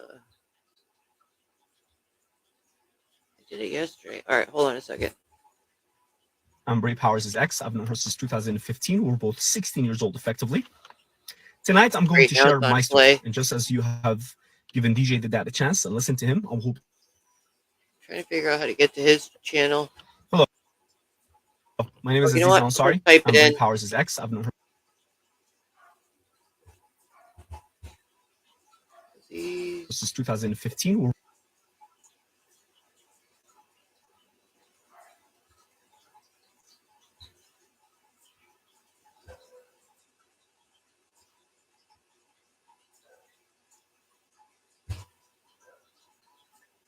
You know, and I'm holding the guy. I'm like, because I know what Ray does. She aggravates you. You know, and I'm holding the guy. I'm like, because. Oh, it went right back to this. Dang it. Hold on a second. Give me a minute here. I think it goes to this one next. You know, and yeah, 6 days ago. I'm like, because I know what Ray does. She aggravates you to the point that you get. All right. First of all, I don't know if this is the second one or the third one now. Dan. That's her in the Jeep chasing him. He had to try to escape. A couple saw him trying to escape her, and they let him get in the car. They saved him. They're trying to get away, and she's right now chasing them. Get physical, and then she calls the cops on you, or she says you hit me. So I'm trying to stop the guy. I'm like, hey, don't put your hands on her. Be very careful. Be very careful. 2 people watch this. The guy's name Gabriel. I'm not gonna say their last name. I also do not want to expose them. But it's a couple. They see me. They're like, "Hey, dude, get in the car. We'll drive off." We get in the car. We try to drive off. Bree chases after us. Now we have a white Mormon maniac terrorizing Salt Lake City before GTA 6. Bro, what? She drives multiple times while yelling, "Give me my man back! Give me my man back!" Look at this. Bro, what? Oh my god! And I'm not even exaggerating. She's trying to Like, hit them. She really tries to run us over. Oh my god! It gets so out of hand that people start pulling out their phones and everyone starts recording her. And remember, she doesn't even know the people in the car that just picked him up to save him. She's trying to ram them. She goes back to her apartment. Too late. By the time that she was back, the cops were already there. They grab her, they arrest her, they charge her with domestic violence, aggravated assault, reckless endangerment, and they give me a protective order against her that is still active to this day. And you think that that's the end of it, right? Seriously, no, yeah, like she does. This is the other. Hello, my name is Aziza Ansari. I'm BrePowers' ex. I've known her since 2015. We're both 16 years old, effectively. Is that him? All right, popcorn, drinks, part 2. All right, but here's the last one. All right, and then I'll end it. Drinks, part 2. But this is going to be different. You see, I'm a very, very morning person. At night, I do not function as well. I speak a lot slower and I think a lot slower. So hopefully this is going to be a lot faster. All right, now remember when I said Jen? Okay, I keep saying I'm going to end it, but this one is 9 minutes. Oh, 10 minutes, basically. So after this, I will cut it for the day because I just wanted to do this guy's in order. This is the ex-boyfriend, the one she just tried to ram off the road. Psycho. January 9th. That's an important date. Put a pin in it. That's the date that Brie assaults me. I called the cops on her. They escort me out. A few days later, she goes to a salon and she assaults a few more people over a mask. And then she gets into it with the cops. Now, while they were charging her with misdemeanors, I went to a friend's birthday. Some people got into an argument. There was some alcohol involved. Nothing really out of the ordinary happened, but we called it a night. Following weeks, Brie continues her attempts to call me, try to get in touch with me. She emails my family. She contacts all my friends. And she is just going on a rampage, just trying to get a hold of me. Now, during that time, the girl Madison made the video that Brie was getting evicted. So Brie was just begging me to help her move. We did talk, and we made an agreement that we can be friends if she starts going to therapy. I told her, you need therapy. So she agrees. She goes, she registers, she's a foster kid, so the state is paying for her therapy, and she's supposed to go to therapy. However, she was sleeping in almost every morning and not going to therapy during this time. That happened multiple times until the state withdrew. They decided that they're not going to pay for therapy anymore, and me and her got into a fight because, dude, you were supposed to go to therapy. Now, we don't talk for a while. We're on bad terms, I think. And one day, out of the blue, she messages me. She says, we need to meet up now. I need to talk to you about this. So we meet up. And now, you know, we're brave. There's a trend. When she says we need to meet up, we need to meet up. Otherwise, she's going to call 100 different people, 500 different phone numbers. It's a whole scene. So we do meet up at a gym parking lot. Brie pulls out her phone and she shows me messages from a girl. I'm not going to mention her name because although she tried to ruin my life, I'm not going to do the same to her. She had not spoken about me in public, so I'm going to respect that and I'm going to keep her privacy. Now, in these messages, this girl was telling Brie that I did. Okay, now imagine the most horrible, atrocious crime. Now add Ted Bundy on top of it. It was insane what this girl was claiming. No, I broke her, but there are things I cannot even say because, again, this get taken down. She's making all these allegations, and at this point, I'm baffled. I don't know what's going on. Is this a prank, or are they? I don't know. Is this like a collab between them? Is this a setup? I have no idea. So I do what every sane person and what every single one of you should do, no matter how severe the charge is. You zip your mouth. You call a lawyer. You don't say nothing to nobody. Now, don't let people fool you into thinking that, oh, well, if you got nothing to hide, then you're going to speak up. No, if you got nothing to hide, you can still go to jail. I cannot go into further details about this subject because there's a statutory period for SA, and in Utah is like 20 years or something. So this can come back and bite me. So I have to be very careful with my words. But let me just tell you this. It's 2024, the end of 2024. It's almost 2025. It would have been 5 years since I should have gotten charged. To this day, I have not been charged with a single crime because I did not commit a single crime. That's all I can tell you. I put my hand on nobody. I hurt nobody. I abused nobody. It's all manufactured. Now, back to the subject. I can't go back into not talking to her again because she says, if you do that, I'm going to let everyone and their mom know that you're a rapist. And she starts dangling this over my head. She blackmailing me every single day of my life with this. At the time, she still had hundreds of thousands of followers on Instagram and on TikTok, and she goes and posts about this on her story every single day when we're on bad terms. And then she says that she apologizes and she believes me when we're on good terms. While this was happening, she was living in South Jordan. She gets into another argument with her landlord at the time, and she gets evicted again. Now, I'm not going to mention her name, but if she wants to come out and tell her story, she's welcome to do so. But trust me, they get into it because Bree is just horrible, and she gets evicted. She moves, and she goes downtown. She's now downtown with a new roommate for not even a month. Her name is Natasha. I'm sorry for dropping your name, Natasha. But And she tried to ruin his life really bad. She gets into a fight with her. My friend was there at the time, like he was present at the apartment, and she tries to kick her door open. She He's trying to psycho chick. And when I asked my friend, is that all that happened? He said that's the least of it. There's the highest level of psycho chick you could ever possibly imagine times 100 that's tried to destroy his life. Police come. Bree gets charged with domestic violence. Natasha gets a protective order against her, rightfully so, and she goes to jail again. Now, is anyone keeping track of how many people have a protective order against? Oh, not to mention, the thing with Victoria was also going on at the same time, and now Victoria Abused multiple people, fucked with their life even 3 years down the road, robbed one friend of 12 grand right out of her purse, tried to run off multiple people off the road, got in a physical altercation and punched somebody over having to wear a mask, accuses people of heinous crimes. Usually men get accused of SA that they didn't do, R that they didn't do, anything that could ruin a man's life to the highest level. Like, SA type stuff on this guy, and he didn't do any of it. And one of the boyfriends had to flee to another country. I don't know if it's him or the other one. What? There's no escaping this chick. If you were here at the beginning, you'd understand. I'm gonna end it after when he's done, and then I'm gonna do part 2 tomorrow because it's that bad in depth. is charging Bree with harassment. Core Power Yoga were having trouble with Bree, and they kicked her out and they banned her. The tanning salon, I think it was Peachy, do not quote me on this, but the tanning salon she was going to were having similar issues with her. She gets out of jail, and she is asked for my help again so she can move one last time. She hits me again. And at this point, how many times is the guy going to get smacked before he realizes that I can't be around this person anymore? So I decide, you know what? Let hell break loose. Bree can defame my name all she wants because that's what she has against me right now. If I don't talk to her, she's just going to go tell everyone that I'm a rapist, right? So I said, whatever. I delete my Facebook.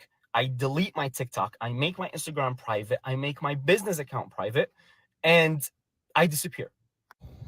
During that time, she gets into more trouble with more people, and she continues posting every single day, trying to get a reaction out of me. I deleted everything. I don't care. I'm just busy with work.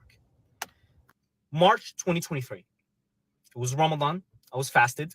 Bree reaches out to me again. This time it was different. This time she's saying that she was broke, she was getting evicted, and she just wants some food. I was fasted, and we tried to participate in extra charity works during that month. And I thought to myself, what's one meal given to a hungry person gonna do? Little did I know that the meal turns into 2, then it's every single day. Then Bree will not eat throughout the whole day until I bring her food. And mind you, I fast for 17 hours. So it's a very long time. Then the favors started to become, can you please sell my car? I need money so I can get a place. Can you please help me file for business loans?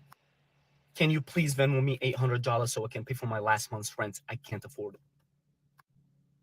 And by now I realized I was fucking up. I gotta stop talking to this girl again. One time I was at the gym. She said, can you please let me into the gym? You have a buddy pass. It was EOS. She comes in. I let her in. When I was walking out, she said, come please hang out with me. I said, no, I don't want to. And you don't know how it goes with Bree when you say no. It's calling the cops, calling your family, yelling at the gym. It's a whole scene. So I said, okay, you know what? Let me just go hang out with her for a few hours. But I made a deal with her. I said, look, you'll let me leave by 8 p.m. because I need to go back home and break fast with my family. Now, can you imagine this? I have to convince her to let me leave. She says, okay, we go, we hang out at her place. She starts getting touchy. I said, you can't do that, especially not now. She refuses to stop. I get really aggravated. I take my stuff and I walk outside.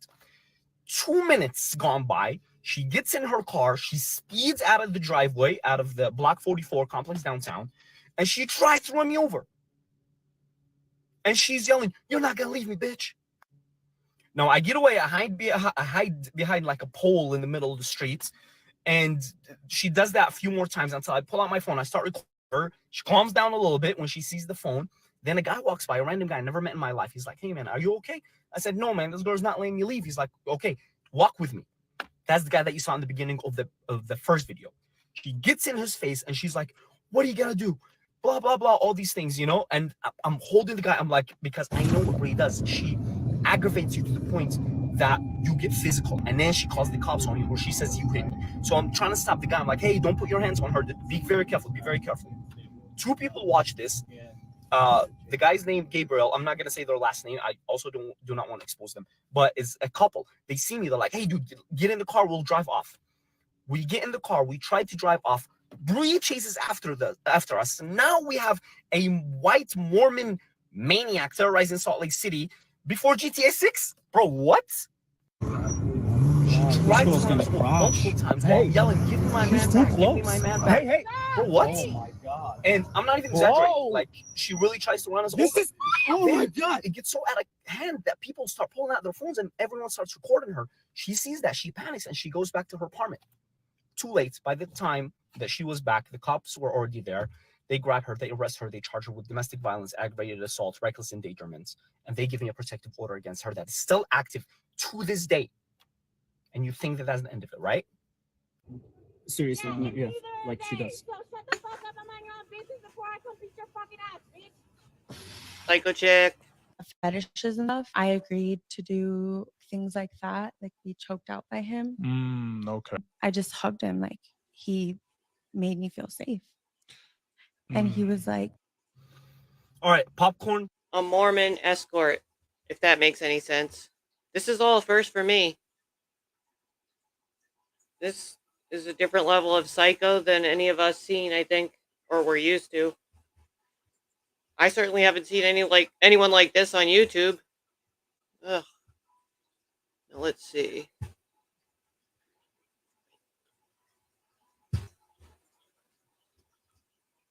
I think I'll save all the court stuff for tomorrow. But her first court date is October 1st. She has 6 court dates this month. October, anyways. 6 different court cases. This is all the list of her stuff. Isn't this nuts? I'll read them all tomorrow. My God. I think she might be doing some jail finally after abusing people for this long. It's just absolutely insane. Yeah, I should have queued that up, Constance. Maybe I'll get that ready tomorrow. Yeah. She also has 3 different TikToks. There's stuff on Reddit. I mean, she's got a fake charity thing. Oh, I already stopped sharing the screen. Yeah, I'll just save the rest for tomorrow. It's absolute insanity. I just can't even believe that someone's this cuckoo. And if you came in at the end, it's really too hard to explain unless you've been here for all of it, because psycho chick. Yeah, I'll do it one at a time tomorrow. I'm just running out of time. I didn't intend for it to be this long. But I knew it was going to take a while, but dang, this shit's deep, okay? Real deep. And if you're in the rabbit hole, I apologize. I will do part 2 tomorrow. I'm shooting somewhere between 12 and 1, hopefully maybe a 10 earlier. I tried, but I'm not good at that.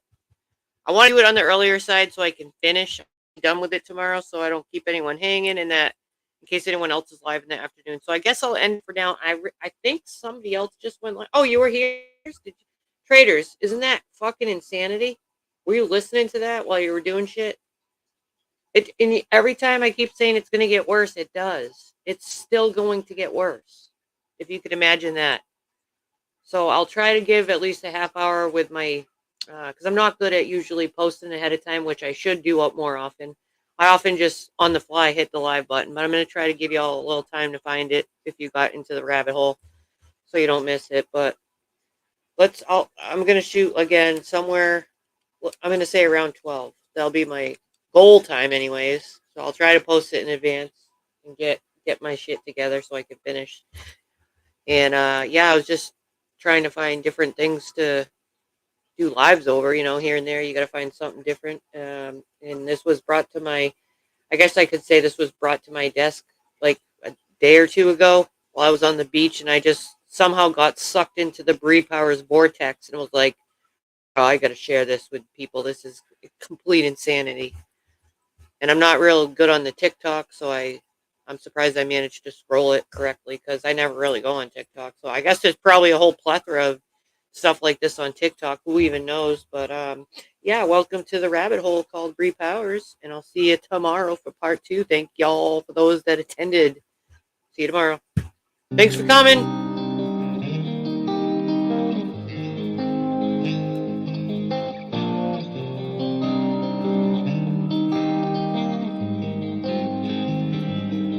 There's a monster under my bed, and at my window there's a dragon. I accepted the challenge and turned me into a savage. I think I saw somebody else go live. Might have been Angelo, I'm not sure. I don't know why I am so vulnerable. They try to help, but I won't let them in. I guess rock bottom's where I'm comfortable. Both my feet planted when most people would have panicked. I embraced the storm. I found beauty in what was damaged. I'm not afraid of the boogeyman. Instead, I look at him like he's a friend. There's not a monster out there in the world that's scarier than the one that's within.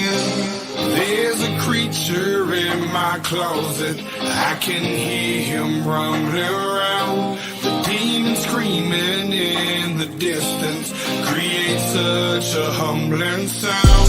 The monster that's outside my window, he's like family to me now. The things that people are afraid of never let me down. When I say this, no, but I'm hated, so my religious freaks say I'm the biggest beast and that I made it grow. When I spray this flow, I created mo. Creatures are like when I heat up the mic, I'm a breed of the night, but I'm tainted though. By the darkness I'm binded, I sparked it and shined it. They find it cause mine is whoa. But that they label me a demon seed, wanna disable Nina, see them bleed, hinder me fatally and see them grieve, no.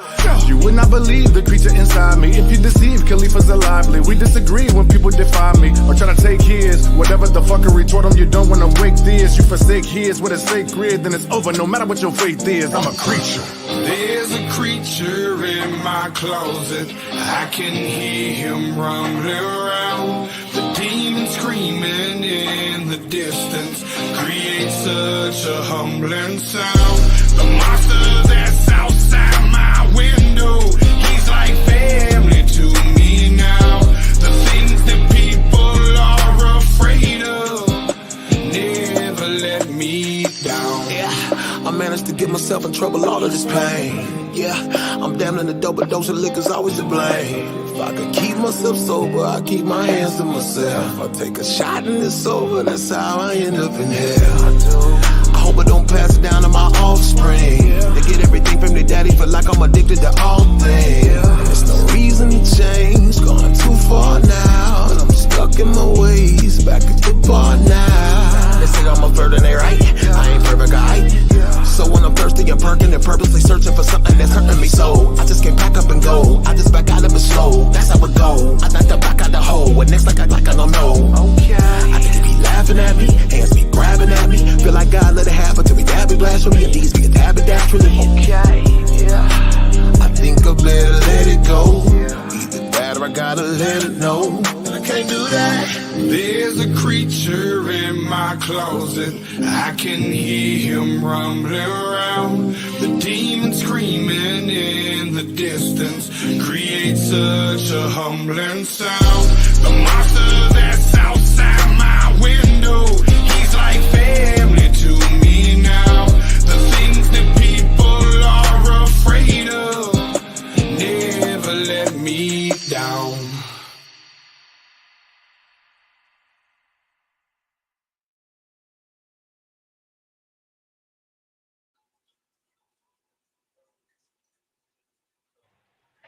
See you at the hooker stream.